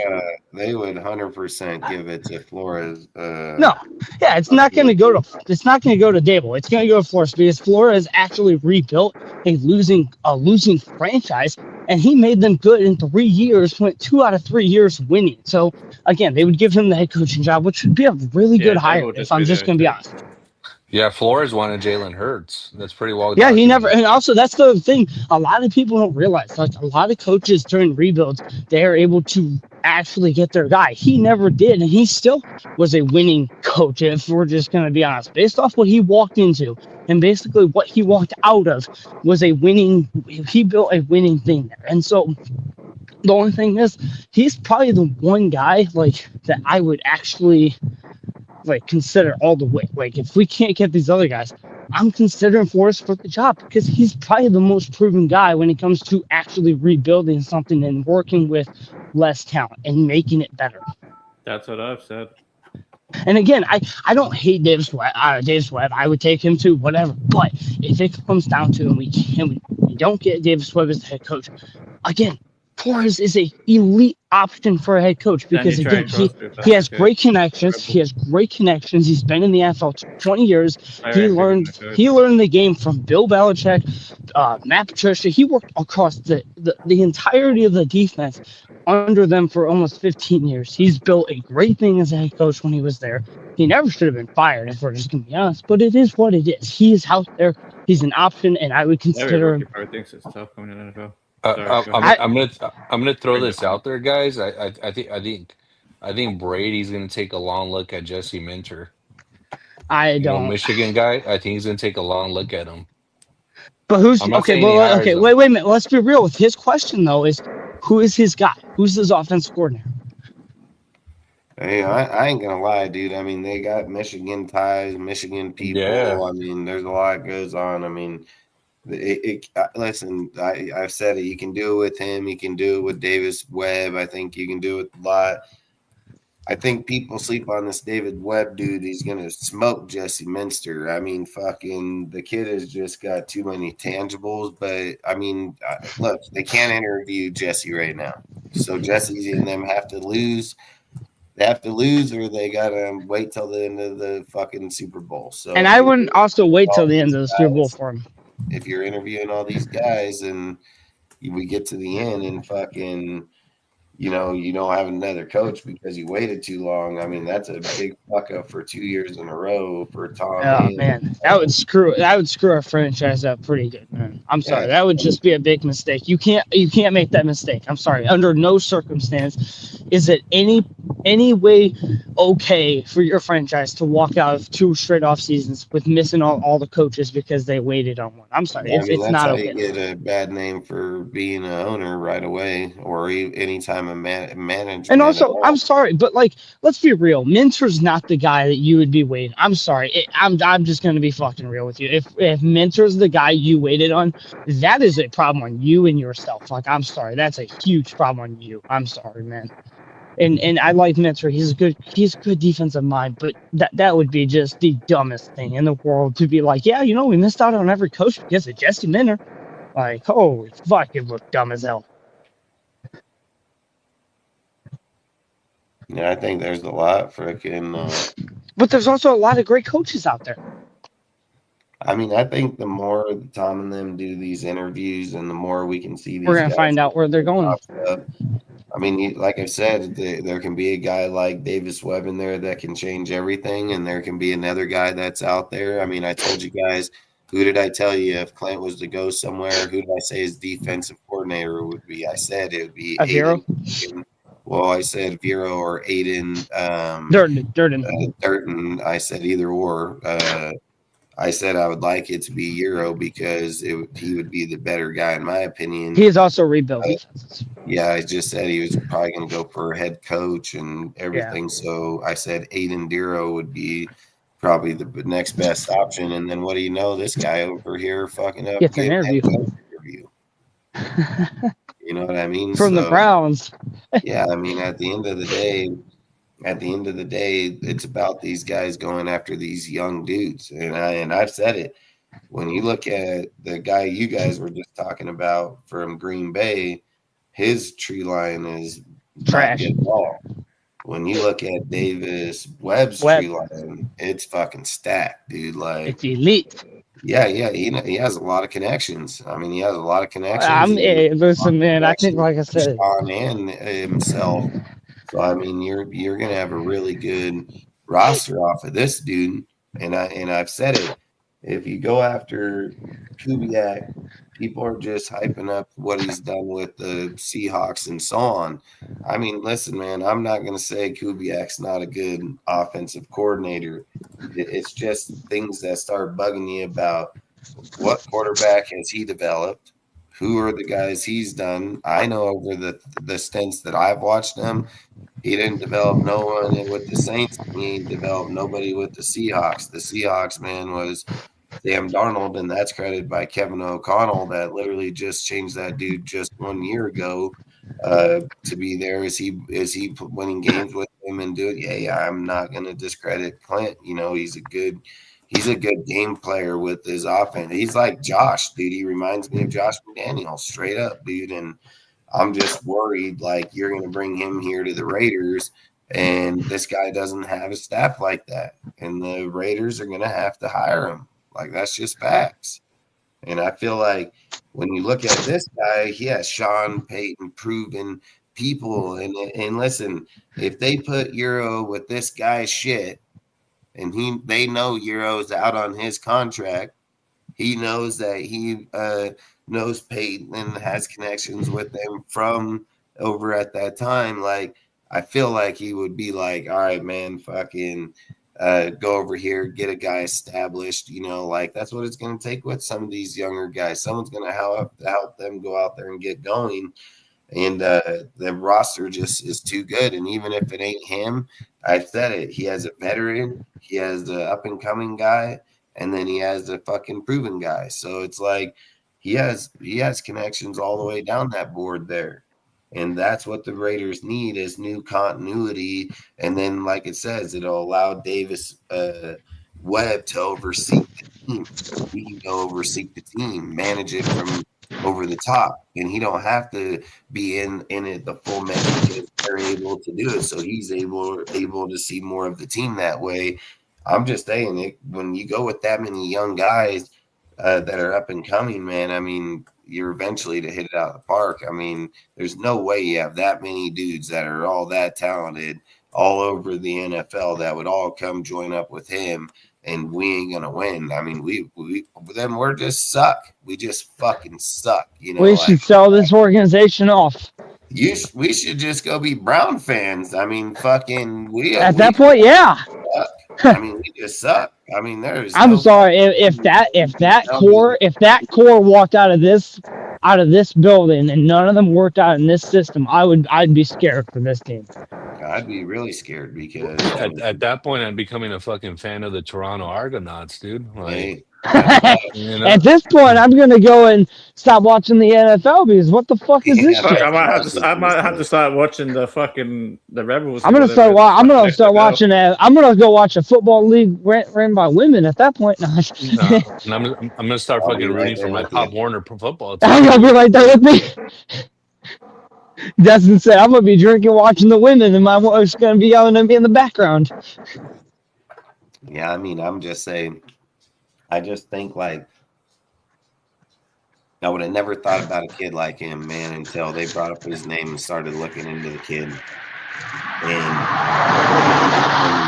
who he is. I'm just sitting here thinking like, man, you know, we all get hyped up on individual names like Flores or Kubiak or Sala or all this, and then we all get into these arguments about, well, you know, Flores went over here. He's only 24-25 in his record. He had better success. Sala went to the Jets. He fucking got to put his shit together. He sucks. You know, fucking Clinton. He's only managed fucking better teams. He has never built anybody.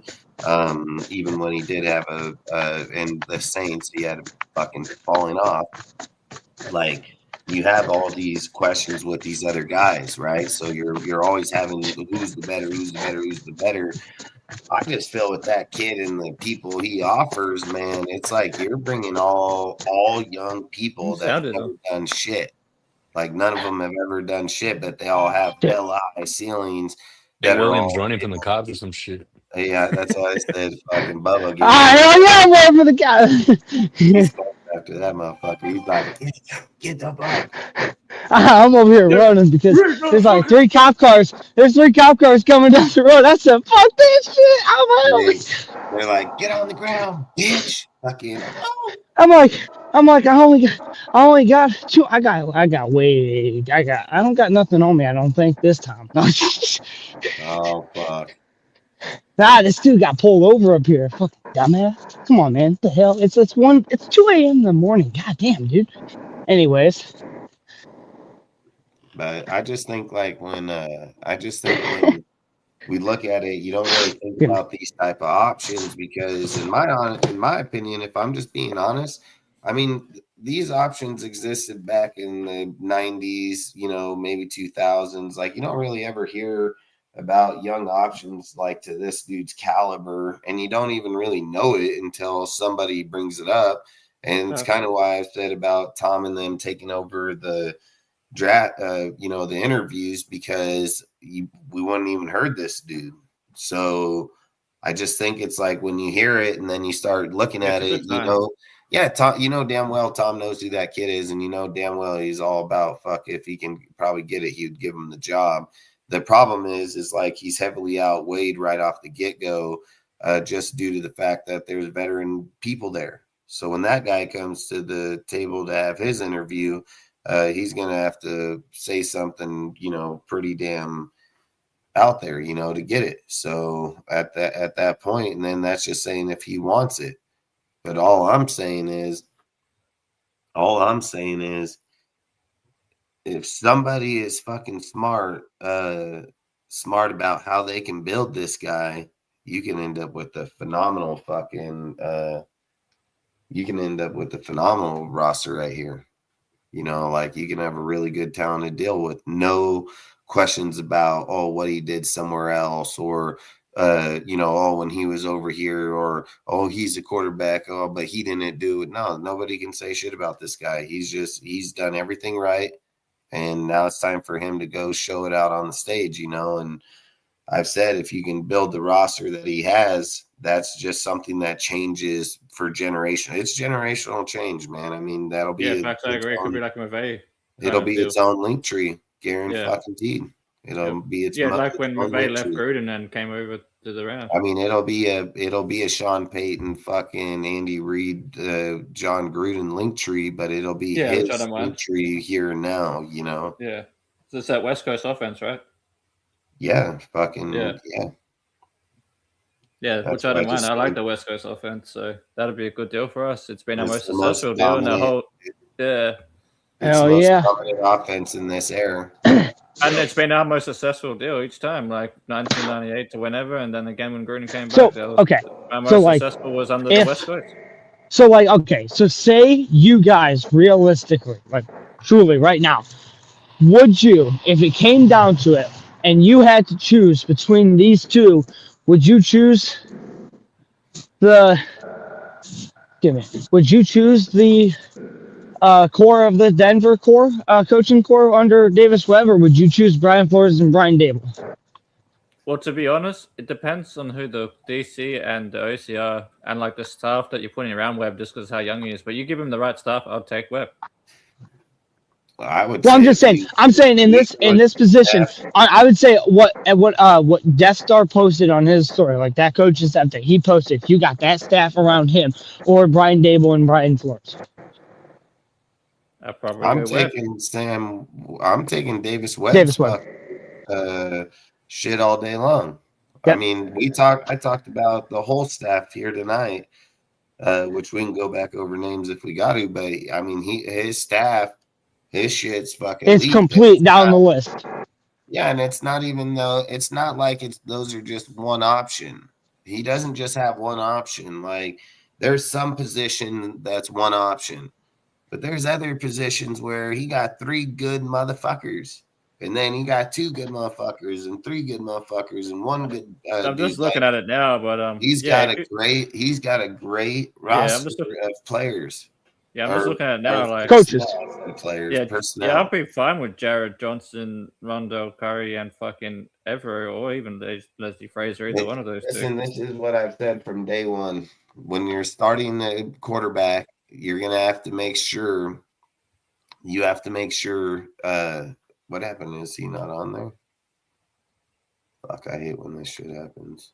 Hey, you have to kick the other one. I don't know what the fuck just happened. It kicked me out for some reason. What the fuck? I'm still on the screen. Yeah, there's 2 of him. I know. Yeah, you have to. I don't know what happened, but it kicked me out, so that one has to get kicked out. I don't know what the hell happened there. I gotta figure out which one's which. The one next to me can be kicked. The one next to me can be kicked. The one at the top on the other side of me from you. That one. Yeah, that one. And now you can. Hell yeah, I'm here. So, I don't know. I just think That was like weird. if you go with the Flores deal, and like, look, dude, I've always said I'm honest about everything I talk about. Like, is Flores the better option? Yes, I 100% think so. Experience-wise, I yes, think I just but not read youth-wise. something a minute ago. Proven coaching wise, yes. I've read some by Unleashed in here. I think I seen it. Somebody said something. I think it was him. It was about a video that came out. I mean, I seen a few people post this video. I think you're talking about the one about Fitz talking about Flores. Yeah, it was Fitz about Flores. And look, man, I'm not gonna sit and say like, you know, they get in their own head, things like that. I mean, it's facts. They do. Every coach does it to an extent. I would say Brian Flores was still good even being in there, but at the same time, coaches learn, man. It's not like they just go out there like there's a big difference. See, he got in his head, but he still won. He still won there. Josh was different. Like Josh was really, really in his head. I don't know, man. I mean, but this is my point. Why I would kind of favor Davis Webb. This is my exact point. People are always going to bring up the past about somebody, regardless of what they've done or what they've, done in their time. So for me, it's like the quarterback. I don't think people should be divided on Fernando. If the Raiders pick Fernando, I think that's a great pick. Do I like Trinidad Chambers? I'd take him over him, dude, in my opinion. But he's going back to Ole Miss, so he's not coming out. There's absolutely no fucking way I'm taking David or Dante Moore over over Fernando. So that's just not Fuck. happening. So, and not taking him This at the quarterback first. class is just kind of trash. And then Ty Simpson declared, I'm not taking him. Yeah, I mean, there's a lot of different options here of what I wanted, but this is why I think Davis Webb's deal work.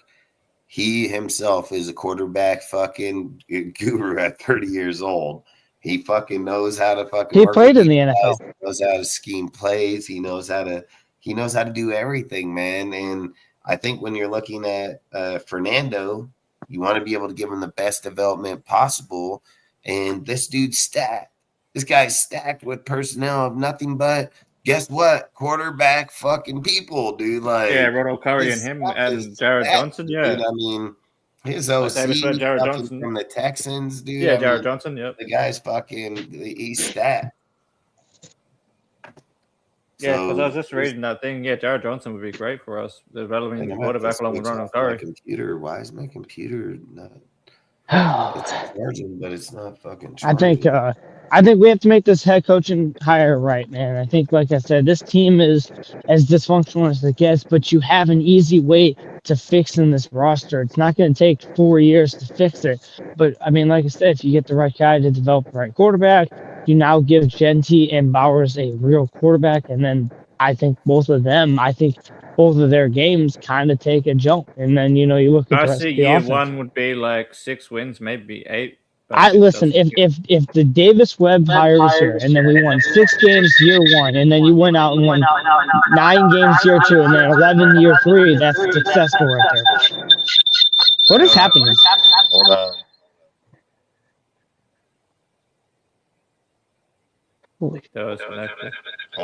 Hold on, dude.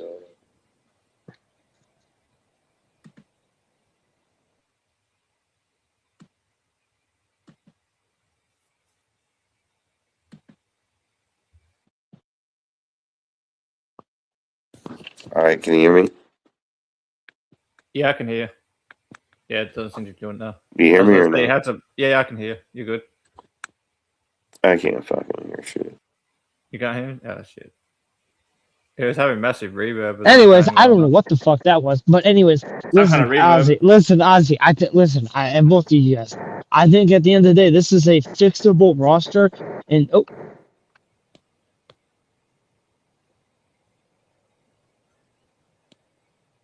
Hello? Good. You good? Hello? I don't think he can hear us. I don't think so. God damn it. I can hear you. Yeah, we can. Anyway, William, where are you based right now? William, where are you based right now? What? Sounds like it's out of space. It sounds like seems like Sounds like it's an underground fallout shelter or some shit. It's 2:20 in the morning. Goddamn. 2:20? Shit. You're on the East Coast. Oh, I am on the East Coast. Wait, what time is it where you guys live? Ozzy, it's like what, 11 a.m. for you? No. It's about almost 5:45 in the evening the following day. Oh, okay. You're completely like 18 fucking. I'm 18 hours ahead of you from the east, and I'm 15 hours ahead of the west coast. Damn, I don't think Dustin can hear us though. Yeah, I don't know what's going on with his input or something. Like I said, shit. Anyways, I think, like I said, I think this is a fixable roster. I think I'll be honest. I don't think this team loses, regardless if you hire Davis Webb's crew or Brian Flores. I don't think it's a loss regardless, because Brian Flores showed us he can take it. Brian Flores has shown us legitimacy of, hey, I can completely revamp a team, a losing culture, and fix it into winning. And he did that without his own guy. So I think if his group came here, I think he could absolutely get the most out of the quarterback. I think he could get the most out of the team by year 3. And then I think Davis Webb can do the same thing. But I think Davis Webb, if I'm just going to be honest, Davis Webb's group would probably bring us a better quarterback play, if I'm just going to be real, because it's more quarterback friendly. It's going to bring consistency too, I think. Like, we're going to have like but I think, if I'm going to be honest, if you're looking between the two coaching staffs, if I'm being honest, Brian Flores would bring us more discipline in my mind. If I'm just going to be honest, he would bring us more discipline. Yeah, probably. You're going to bring you experience and discipline, whereas Webb's going to bring you youth, innovation, and probably Listen, consistency. I'm just gonna be honest. Okay, wait. You want to know? You want to know what the craziest ending could be to this? Is if you got both of them, and Davis Webb was developing your quarterback, and Brian Flores was running the defense. I mean, I wouldn't be mad at that, but I just don't know because they're two different systems at that point. I don't know. Like I said, like I said, if you got either one of those coaching cores, I wouldn't be mad. I mean, I think Webb could be your McVay dude if everything's done right. Yeah, I agree with that. Yeah, I have no problem hiring both of them. Either of them. I think both of them are great candidates. I would not be mad at hiring either of them. That's what I said. Yeah, that's where I'm at. I don't mind either choice. It just depends if you want to go with the experience and the discipline of. But I'm going to tell you right now, I'm a hell no. I'm going to be a guy that's a hell no on Jesse Minter and Chris Shula. I'm a hell no on those guys. I'm hell no on pretty much anybody else at this point. I'm hell no on Cliff Kingsbury. I'm hell no on Cliff Kingsbury. I'm hell no on John Harbaugh too. And I also don't want Vance Joseph. Vance Joseph to me is a failed head coach. He's no different than Josh McDaniels. You want Vance Joseph on a 10-year max contract? No. What I'm saying is Vance Joseph to me is not a McDaniels in the sense he's a great coordinator, just not a head coach.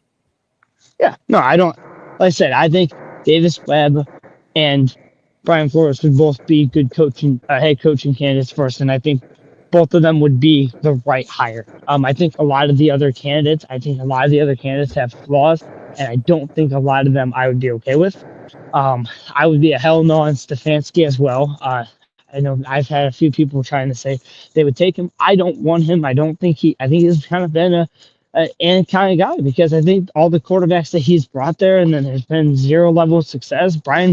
Baker Mayfield had a career year after leaving there, and I mean that was kind of embarrassing because Baker Mayfield ended up winning that deal basically by getting out of Cleveland.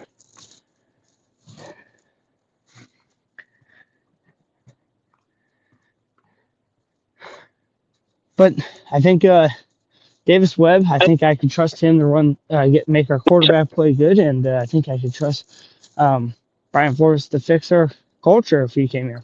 My only thing, man, with like Davis Webb is, I mean, the dude is incredibly young.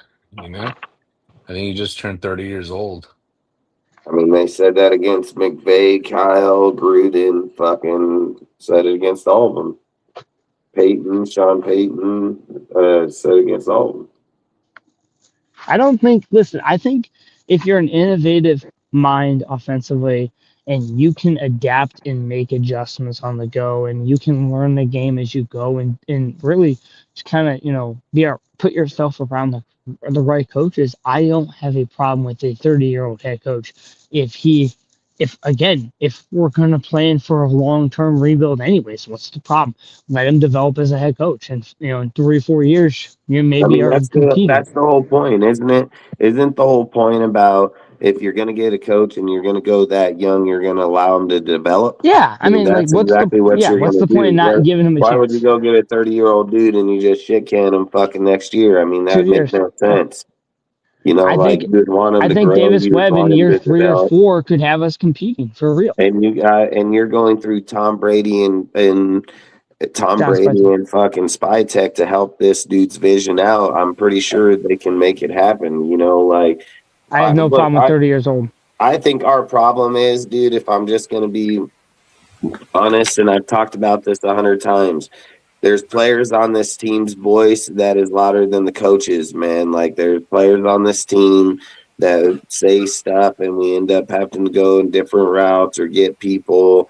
Like, there needs people to be in here that can be like, no, this is my shit. We're going to do it my way. And I appreciate your opinion, but I've said this a lot of times. I mean, players are rented, man. They just rent those jerseys at one point or not. They're going to give it back, regardless of how good they are or who they are. Ask Tom, ask anybody. Like, that jersey gets given back at a certain point. So I think like it was earlier about Max, I mean, I 100% agree. Better get some type of draft capital out of them before you can't get nothing, just like I've said about Derek Carr. Like, you should have got draft cap, dude. Like, when you don't get that draft capital, it hurts the team big time. So, I mean, if we're sitting here looking at can Flores turn the team around? Yeah, I strongly believe that he can be easily turn the team around. I'm not going to say he can't. I'm going to sit here and say, like, I would almost, after looking at what do you got in your background, Ozzy, because it's loud as hell. I would just say like this. Clint looks good because he's in Seattle and what he's doing. And I'm not going to argue when he has a good offense and he has good quarterback and all those things that he's not good. I'm absolutely not going to argue that. But Davis Webb looks fucking good, period. He looks good in all categories. He looks good in all areas. He checks all the boxes, man. And I think that's kind of where we need to be at right now. This guy's Like, that's listen, not it's good.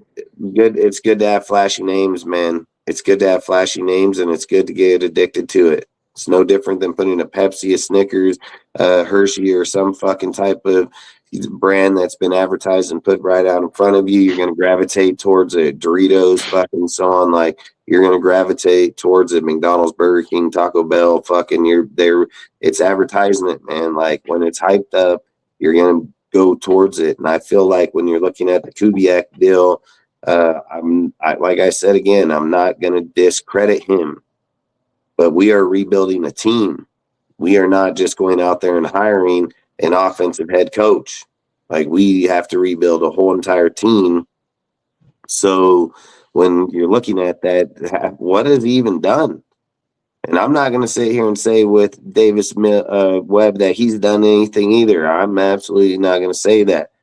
All I would say is he seems more prepared for it. That's what I would fucking say. He seems more prepared for it, where Clint, why would Clint go do that with us? Why would Clint say, you know what, fuck it. I just left Seattle, man, Super Bowl team, probably win the Super Bowl, but I just left Seattle, and I'm going to go over here to the fucking Raiders, where I can probably get hired by the Ravens, the fucking Falcons, or the Giants.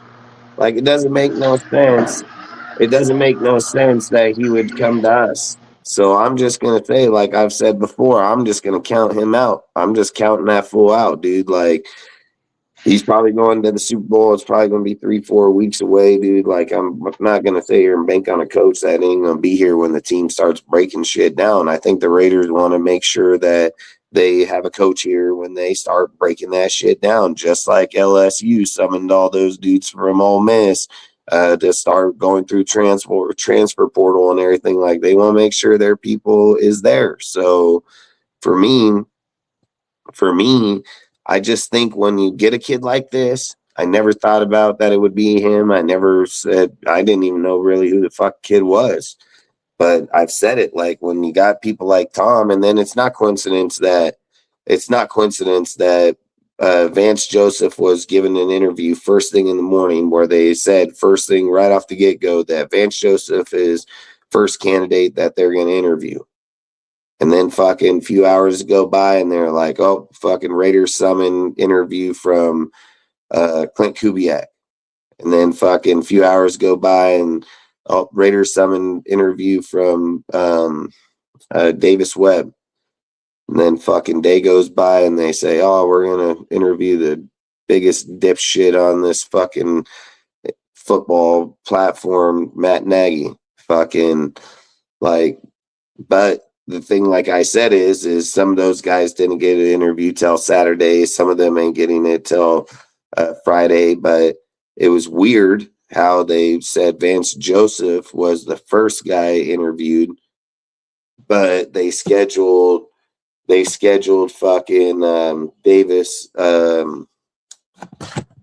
Webb. They scheduled him for fucking tonight. Like, that's what I thought was real weird. I'm like, okay, you fucking called Vance at damn fucking 7, 8 o'clock in the morning. And then you didn't even call Webb until later that night, but you put him in the first interview. Like, I thought that's kind of weird. And then I didn't even really know the guy, so I started looking into him. And you have something going on in the background, Ozzy. Is that? I don't know what's in my background. Yeah, that shit's like, it's fucking going. Really? Yeah. Maybe it's my Origin. computer. It must be my computer making the noise. My fan's Yeah. computer. Yeah, that's what it was. Is it better now? Yeah. I just moved it away from the laptop a bit. Maybe it was the fan from the computer. Yeah, and frickin' so once I seen that, I just started looking into him, and I'm like, man, this guy's actually pretty good. And then you start reading in, and you start watching videos and listening to players, listening to coaches, listening to people all over with this dude, and you're like, man, this guy's really good, actually, man. Like, the guy is a fucking sleeper. And when you really start looking at it, and then you see what system he's come from, who's helped groom him, listen,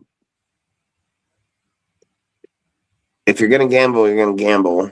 You're in only one of 32 teams in all of the world. And I feel like if you don't go with the guy and give him a shot, and then some other motherfucker does, we're just going to keep looking like dipshits all the time. Like, that's how I just feel. Like, we're just going to keep looking like dipshits all the time. And when you see the roster he can put together, or even like, I think I could have been William a little bit ago about Brian.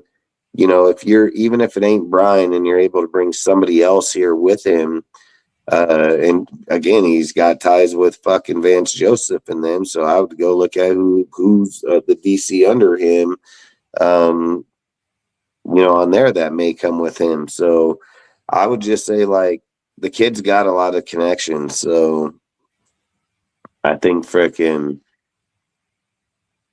I don't know, man. I would keep interviewing, and I'm not saying like I would just give him the job. I absolutely am not saying that. I'm just saying, like, he most definitely is intriguing now. And if I was just going to be honest, because like I said, I just don't see Clint being realistic. I don't like Vance. I think Vance is trash. And That's then, what I said. Great DC, bad head coach. yeah, I mean, 3 out of the 4 guys are garbage. Yeah, I mean, that's what I'm saying. To me, the only 2 realistic options. Well, I would say right 2 now, out of 2 are garbage, and then Davis Webb, nobody even knows really about him, and then you're looking at Clint. But I've just said, I think with all the options for Clint, it's easier for Clint to hop off on a plane that's already got a team assembled that can go win right now versus saying, yeah, fuck it, I'll build the Raiders for the next fucking 5 years and hope I even have a job by 2 years, like. There's a lot of thoughts with people like that. And that's why I just think, like, when you're going with a young kid like that, you're not paying him fucking $15 million. You're not paying him $15 million a year. You're probably paying him 8 or 10. And then you're able to work and develop with him, like you're able to start building something with that guy. You may get away with giving him $5 million, like. You just don't. I don't know what they're going to give the kid. I would give him 10 just because I think it's fair. But I think frickin' when you start, you can build a really cheap young roster with hella good people and give them. If a guy, say for instance, like Curry's getting paid $1 million over there, and people are like, well, he wouldn't come here. Well, I'd be like, I give you $2 million, $2 million per year. Fuck him over here. I mean, when you're not paying a coach $20 million or fucking $15 million, you can divvy some more money up to other people, you know what I mean? So it's going to allow you to give a little bit more money to entice a guy to come over here.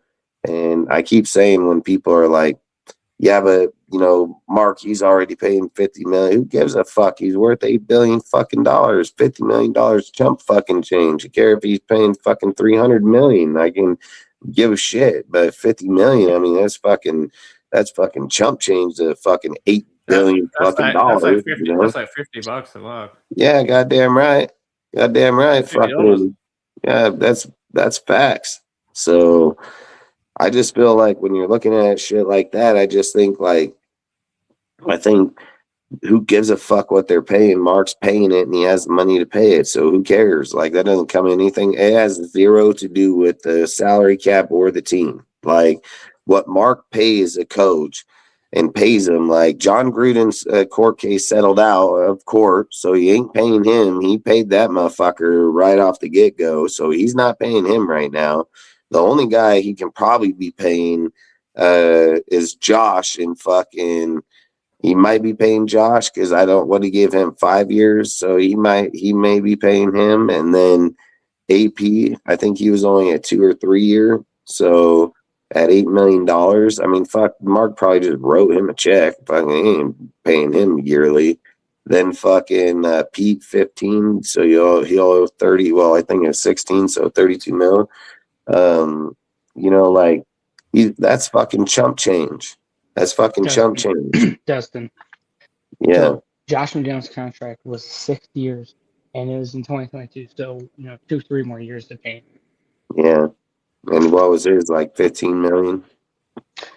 His contract was 6 years, $60 million total. There's nothing. Oh, 10 million per year? Yeah. Oh, fuck, that ain't shit. That's what I'm saying. Like that's what I'm saying. And listen, when people are making posts on Instagram and saying that, it's just fucking dudes looking for clicks and likes, dude. Like those posts are pointless. But I would just say at the end of the day, like this could be a really good move for the Raiders, like for a long time. Like this can be like a fucking Bill Belichick move. This can be a Sean McVay move, Kyle Shanahan move. Like this can be a good move for the Raiders if it works out. If you guys can talk for a minute real quick. Yeah, I mean, I'm just agreeing with that. Just to make it clear, like I'm fine with either option. Like I'm fine with going like with the youth movement, where we go with the guy like Webb and his staff, or going with the experience of a guy like Flores paired with Dable or something like that. Like I'd be okay with either one. But if I'm being real about it, if I'm looking at like the long-term plan, I'd probably, and I had the option, I'd probably go with the staff with Webb, just because you're going to have more longevity. It's less likely that the OC is going to leave after a year or two if we're doing good, like whereas Dable could go and get another head coaching job if he's doing good with the Raiders as the OC, so he could leave within a year or two. So I think you'd have better longevity with the Webb staff than what you would have with the Flores staff. But Flores would give the discipline and the development more quickly to begin with, but you'd have the longevity, the youth movement, the innovation of a young guy with Webb. So it's either one would work. It just depends on which path they want to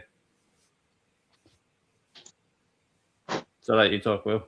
It depends on their vision too. Like what do they want? What are they gonna do for the team to grow? And who are they gonna hire? That's what matters. I mean, to be honest with you guys, like the Davis Webb move just makes me a little nervous. I think the guy's just like way too young, and he's too unproven. And I recognize that he comes from a good coaching tree, and he probably has very good connections to other coaches. But to entrust a 30-year-old guy to turn around a franchise, it's a big task. It's a big task to. It is a big task. McVay did it. Just saying.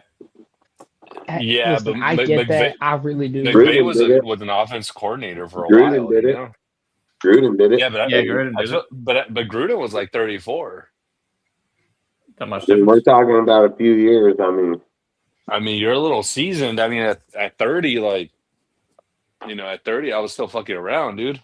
At 34, I had my shit together. Kyle, what fucking McVay did it at 30, won a Super Bowl at 35.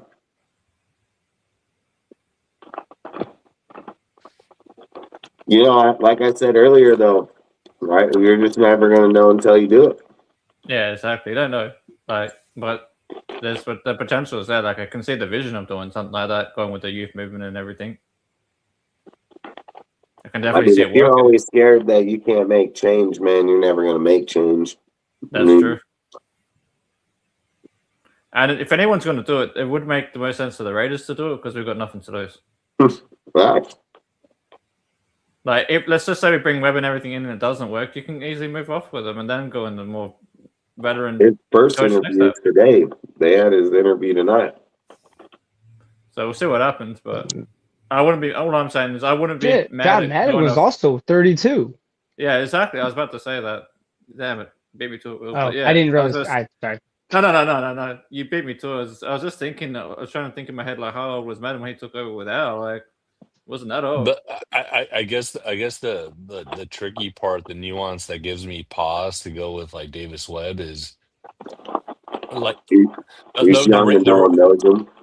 No. Well, there's that piece, but the other piece is like our team is like an absolute shambles, You know, like he's got to put all those pieces together, like from top to bottom. Like this is the worst the Raiders have been in at least 20 years, Yes, it probably is. longer. Easily. Like it's this is like we're we're Disgraceful. 6 feet deep right now. Like Disgraceful. it is really, If we're being real, you it's know. not much different than when Al Davis took over the Raiders to begin with. Yeah, but let's be Al real. was special though, dude. Al was special though. Let's be real. It is Spytek's job to put the team together, not his. So if the team's in shambles, that's Spytek's job to fix. It isn't his job to fix. It's his job to coach. Yeah, exactly. That's the thing I think we've got to be aware of is that our hierarchy of shit's been all kinds of like back to front for the longest time. It should be the GM that has more power than the coach, and it should be the GM that hires the coach. It's not the other way around. Like if you're talking about proper corporate structure of the team, we're not asking the kid to come in here and run fucking management here. We're just asking them to come in here and coach the offensive team and run, manage the defense, run the team. Yeah, and you'd have someone like Evero or Leslie Fraser as the DC. He's also going to get to learn from Brady. He's not going to demand to go get Kyle fucking Lockett or Tyler Lockett. That's trash. And put him on a fucking team. He don't have no ties with anybody like that. They're starting all fresh, dude, from whoever they're building and who they're getting. Well, that's the other thing I was going to say. With where we're at, I wouldn't mind that. And I'd if we bring in a guy like Webb, to be honest, I'd be even more on board. As much as I hate to say it, with trading a guy like Max, just because I don't want a voice on the team that's bigger than the head coach. That I'm just going to be honest. Like I want a coach that can come in and run the team his fucking way without any input from no one fucking else. Like and run his vision. Let me ask you guys this. Let's say they're enamored with Clint Kubiak or whatever head coach, right? Let's just say Clint Kubiak as an example, and Clint's like, all right, like I'll take the job, but you draft this guy at number 1 under this condition. Over Fernando? Yeah, let's say he likes fucking Arvell, like the D end from fucking Ohio State, like someone other than Fernando. But I'd be like, all right, let's go. I'm not drafting him at 1. I'll trade down and then we'll get him. So you guys be okay with that? How about you? Yeah, Dawson? we've said that before. Yeah, I wouldn't be in a heartbeat. If we're trading down, if we're trading down and building draft capital, I have no problem with it. I'm not gonna say I'm all in on Fernando. Like I'm not gonna say like, oh my god, it's either we get him or we're not doing shit. Like I think again, if we take Arvell and we trade down and we get more assets, it also opens up the possibility, like I've stated, that this team can get a probably a better quarterback next draft. Like I'm just gonna be honest, this draft class is kind of booty. It's booty in quarterback play, but other positions is great. I don't know. There's been a lot of analysts lately because of people putting out shit about Fernando.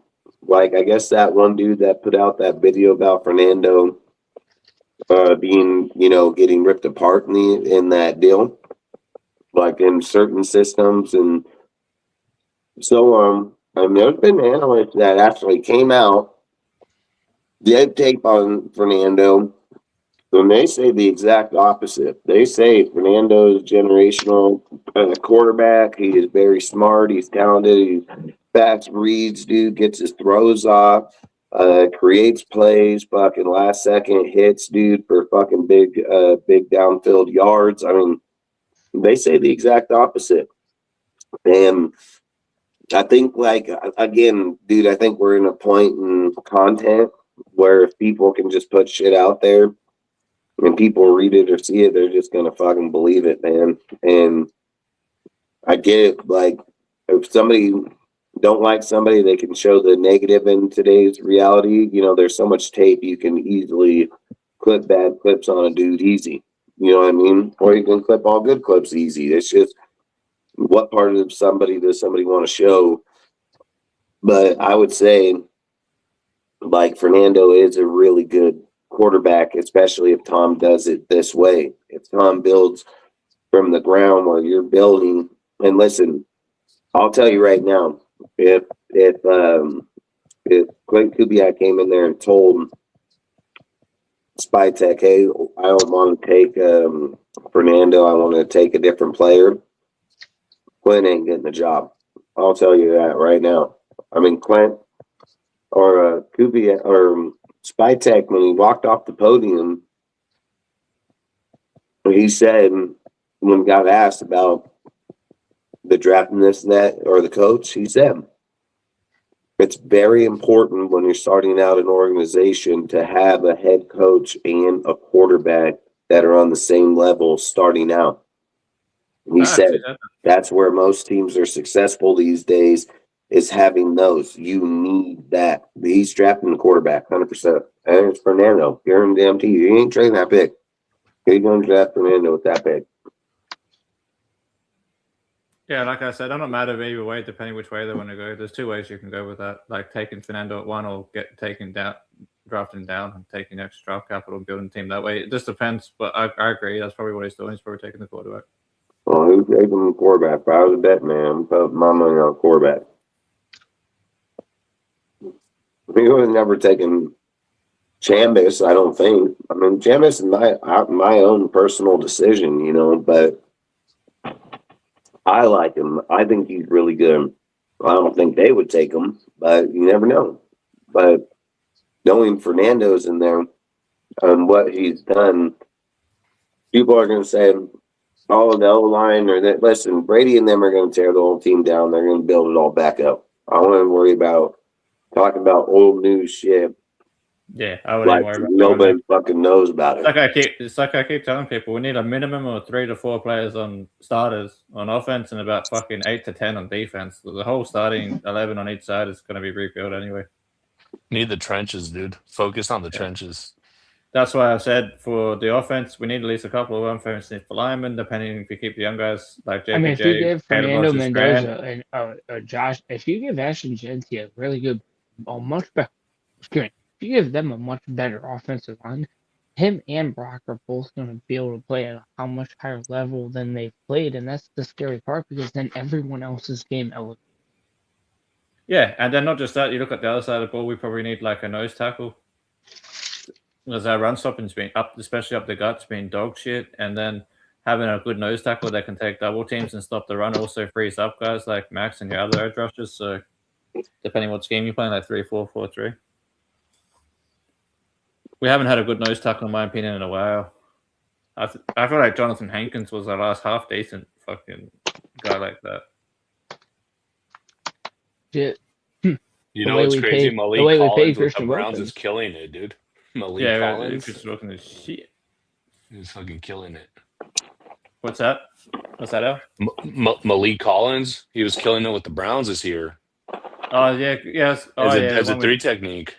Yeah, okay. That makes sense. And he's a former Raider. Yeah. I mean, you have Danico Autry. Like I think he's with the Texans. He's fucking killing it. You heard what Spytek said. We got a lot of Raiders out on the other teams playing really well, but not here. It's kind of like with the Max Crosby deal is like when they asked him if he's an untradeable player, he just kind of went rambling on, man. And it's like I don't think anything's out of the question for this team. I've said it ever since the interview that Crosby is most definitely on the table if the right offer comes along. Like if someone comes and offers him 3 fucking first round picks, I think he takes it. Like if I'm going to be honest. And the other thing that's crazy to me is 1 minute Max is out there playing basketball. Another way I'm looking at it is I feel like Max is acting a bit bipolar if I'm not fucking lying. Like 1 minute when the team wants to shut him down, he's up in the uproar or whatever, fucking, and goes and posts him playing basketball saying he's fine and shit. And then the next minute, everything's fine and he's fucking doing the fucking thing, taking pictures of him doing the fucking surgery. So it's like, I don't know, man. You don't need that kind of drama going forward, to be honest. I don't believe in any realm that we're going to end up getting 3 firsts from Max Crosby. But I get your point. I get your point. You know, you get like right offer comes 2 first round picks. You know, which maybe 2 first round picks and a player, or 2 first round picks and a second round pick, or some shit. Like who knows? But I don't know who's going to be calling. But like I said, there will be a team calling because, like I said, I guarantee you, every team listened to that part and was like, yeah, hey, shit, he's on the board now. Let's If I'm talking ideally who we want to trade to, I want to trade to one of the teams in the top 5. I'm not gonna lie. How about the NFC? I'll trade to the Cardinals. I don't think they're NFC though, are they? You know They're what, NFC. man? Fuck. You know what? Falcons, give us some future picks. But I'm just saying, I would trade Max to wherever gets me the most value. That helps the team now, because if we're going to do a rebuild for the next 5 years, especially if we go with a guy like Webb, where you know it's a rebuild, you know it's a 5-year plan, I'm most definitely looking at trading Max at that point, because he ain't going to be around he ain't going to be that good of a player in 5 years' time. I mean, the way he plays, he's going to get tired. Like, body ages, man. You can't help it. No one beats Father Time. How great you are. He's already breaking down, dude. That's what I'm saying. Is next year, 2026, is his 8th season in the NFL since John Gruden drafted him. So that's year 8. How many ankle surgeries and coming up? leg surgeries has he had? I don't know, at least fucking 3 or 4. Like, that's what I'm saying, though. I feel like the number it's like Dustin said the other day. It's only for as long as you can withstand the pain. Like, it's not something that goes away. Once you fuck your knee, it's hasn't fucked. he had more than I know that for a hasn't he fact. had I have more a than fucking knee 4 playing knee sports, so I know surgeries, all about it. So to all you guys, man, I don't have my comments, so it's hard to read when my shit was off. Salute to everyone that's here. No, but Dustin, isn't the number for Max Crosby knee surgeries and leg surgeries above 4? 3 or 4, I'm pretty sure. I mean, I could look it up on that. I don't know. Let me see. Draft Sharks or whatever the fuck shit it is. How? Let me have a look. Just want to be certain I don't make sense. He's had at least two significant leg surgeries. Yeah, at least 2, but I've already shot 3 or 4. But he's had one at the end of He's 2023. had 6 surgeries in 3 years, and then now that's 1, so 7. Damn. Yeah, right here it mentions he's had one at the end of 2023, 2024, 2025, 2026. He had another hand injury. I mean, goddamn, dude, this guy. Yeah, that's what I'm saying. He's becoming injury prone. That's my point. So that's what I said. I have no trouble trading Max now, because if you wait till next year, what the fuck's to say he doesn't blow out his knee completely next year? And then you get nothing for him. Then you get nothing. Yeah, exactly. He just came out tonight out of surgery. Yeah, I heard that, which is perfect timing, because I think he'll probably be ready by preseason. But I don't think we're going to trade him until after then. I think I listen. I'm just gonna be. I love Max Crosby's playing. This is what. Listen, this next part I'm gonna be posting tomorrow. But listen, my entire point with trading Max Crosby is not because I don't like Max Crosby, not because I don't believe he's a good player, but because I believe it is a key development of the team, of the future roster, to have more depth across the board, talent-wise, than what you have with Max Crosby. Max Crosby is an amazing player, but one player cannot win you games. I have stated that so many times. We have no depth around him, and it's time to move forward, trade him, and get a better depth lineup, and get better defensive players across the board. Build a better unit across the board, so you're not dependent upon one player. Because when he goes down, you have nothing. We cannot build the next team like that. Yeah, the other thing I would say, the more I think about it just now, is that if we were to trade Crosby, it might even, because he's just done the surgery and everything, it might be like after preseason, because he'll go through training camp, right, which will test the knee and everything, like after the surgery and stuff. And then other teams are going to see, okay, he's back, he's healthy, he's fine from the surgery. His value will go up at that point, because they know that the surgery was successful. Therefore, his value will go up. And if we were to trade him, those picks would be better used, especially if we don't get a quarterback this year, towards next year's draft in 27. But anyway, I was just thinking about it. But I just because I don't think you're going to trade him right now after the surgery. I mean, you could, but I think his value would be higher. I think what you're going to do is you're going to wait. I would wait till the draft comes around. So when a team says that they will. Yeah, it depends how he is by that time. But yeah. Well, I think if he's healthy, you're looking at a team that needs an edge. Yeah, I mean, we could trade him then, but what I was saying is, Yeah, we're in balance. Great chatting with you guys. Peace. Take care, guys. What the hell? Is something fucked up? I think that was Al. I don't know. Is it me or Al? Okay, I think we're good now. Alright, I think it was Al. That was weird. It was like full robotic start. Man, it was like it was fucking Enter the Matrix or some shit. I thought we hit the matrix too. What'd you say? I was confused. Yeah. Oh, Because it was No, almost like when Ozzy, when I'm gonna fucking I'm gonna Reeves flip goes into the Matrix. that last part I said with that the 2 hour 20-minute mark. I'm gonna clip that part and post it on my page. Yeah. what is that? Fuck this. What happened to Dustin? He disappeared. No, it's Dude, nothing to his I kid, man. didn't know what that was. That sounded like we were in. That's why I sound Matrix like or we're about to Indisposable. enter the Matrix, like Keanu Reeves when he looks into the mirror and he touches the Damn. mirror and then he goes into the thing Listen, goes down his I throat. think this is something that people have to understand. Age, listen, okay, let's be real. Everyone that mentions his age, guess what?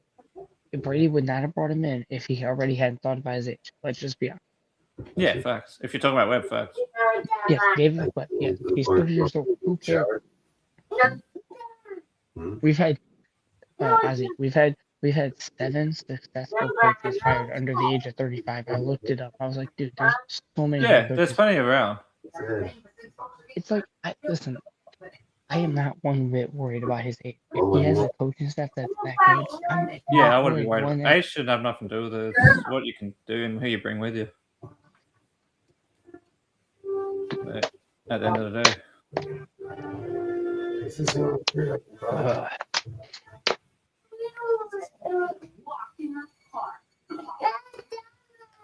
Yeah, unless another name pops up, for me, to be honest, it's either you go with the Webb and the youth movement, or you go with Flores, with Dable and the experience movement. It just depends on which direction they'll go. And I'm fine with either. But if I had a preference, it would be go with the youth movement. Just build, because we're building a team from the ground up, so it's better to go with youth. That's why I'd move on from players like I don't know what happened to Will.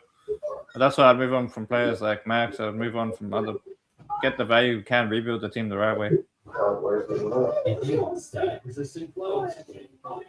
Yo, Dustin, I think Will might be in the background. I can't tell because I don't know if he's in the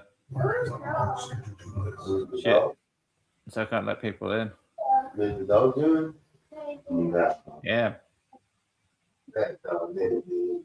Sorry, guys. Don't know what happened to Will there. So like I was saying, guys, like if we're going to be real for a minute, the Raiders are going to go through a full fucking rebuild, like from the ground up. So we get a young coach, that's probably better for us. We need a coaching staff that we can keep together for the next 5 to 10 years. We've got to rebuild this thing from the ground up.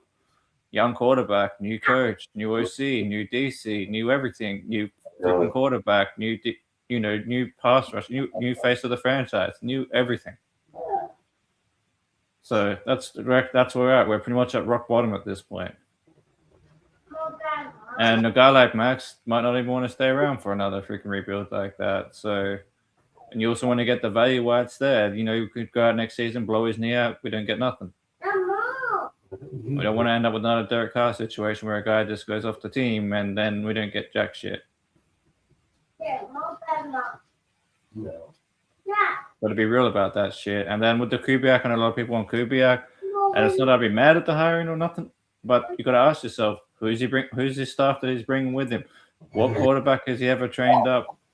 What player has he ever developed? What development has he ever had within a team? Like, he's a great offensive play caller, no doubt about it, but it's easy to look that way when you're on a stacked team that's like the first seed in the AFC.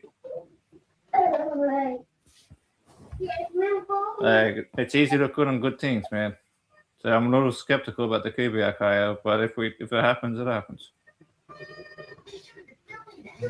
Give everyone the benefit of the doubt until they prove otherwise.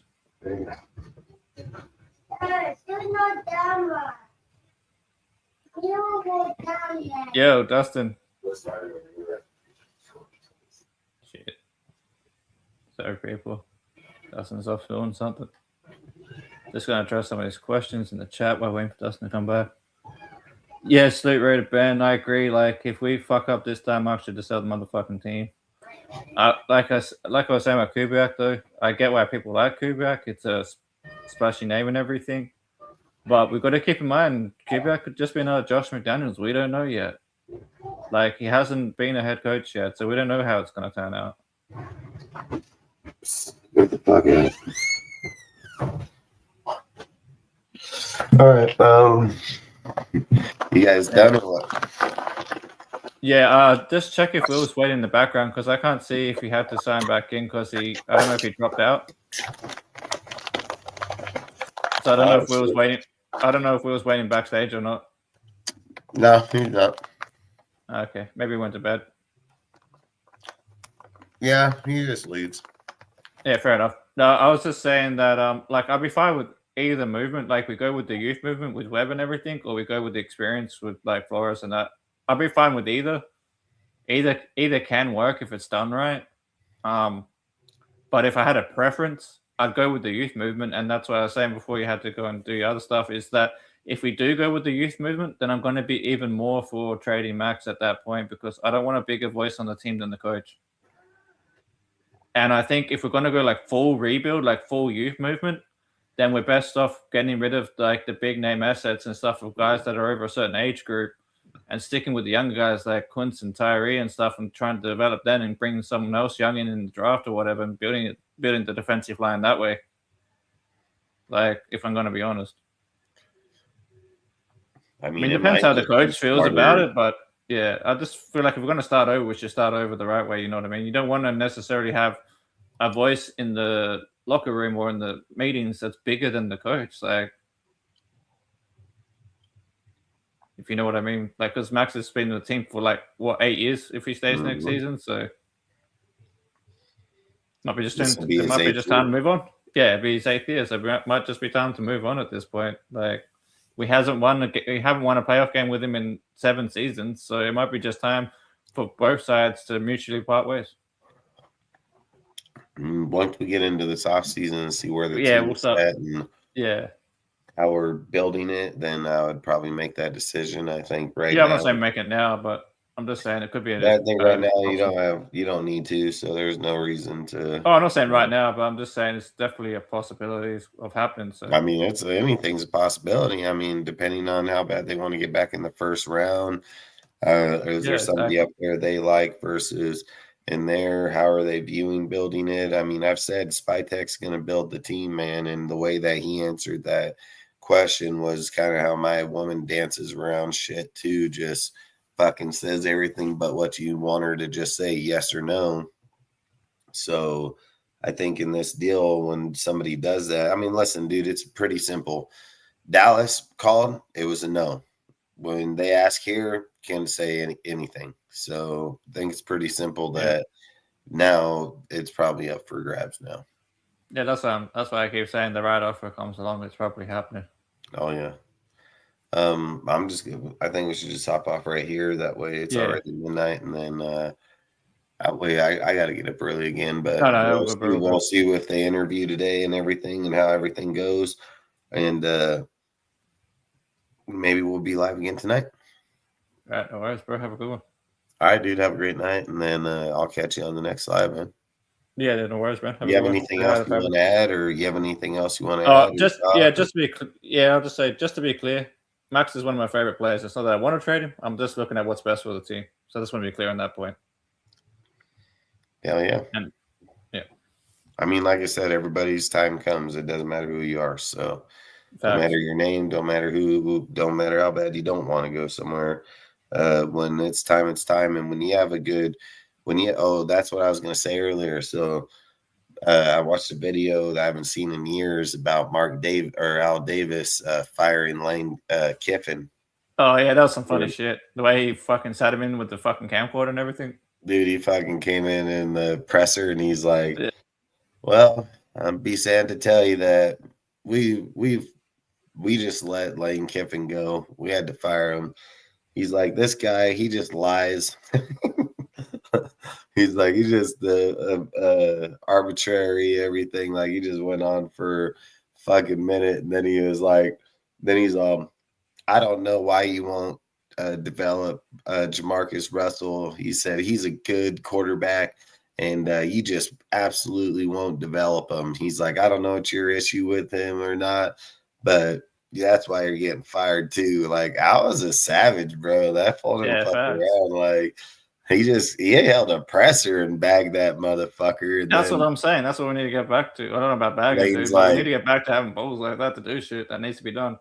Lane's like, fuck it. They're like, what do you think about Al and that firing you? This. He was like, what are you gonna do? He was like, what are you gonna do? You know, fucking Al's fucking Al, you know. So I always say we most definitely need to get back to shit like that. When somebody sucks, he just told him straight up, dude, like you ain't fucking up my shit like that. But Al was also going crazy too. But I don't think Al go like I know Al knows what he's doing and what his thought is. You know, it's no different than Jerry. Like people think Jerry's crazy, but he's willing to risk the biscuit, you know. So I think at the end of the day, him sitting at the podium saying that he don't want to retire till he has at least 6 rings himself, which he has 3 so far. He's like, I want to get 6, and you know, like him as an owner for the team.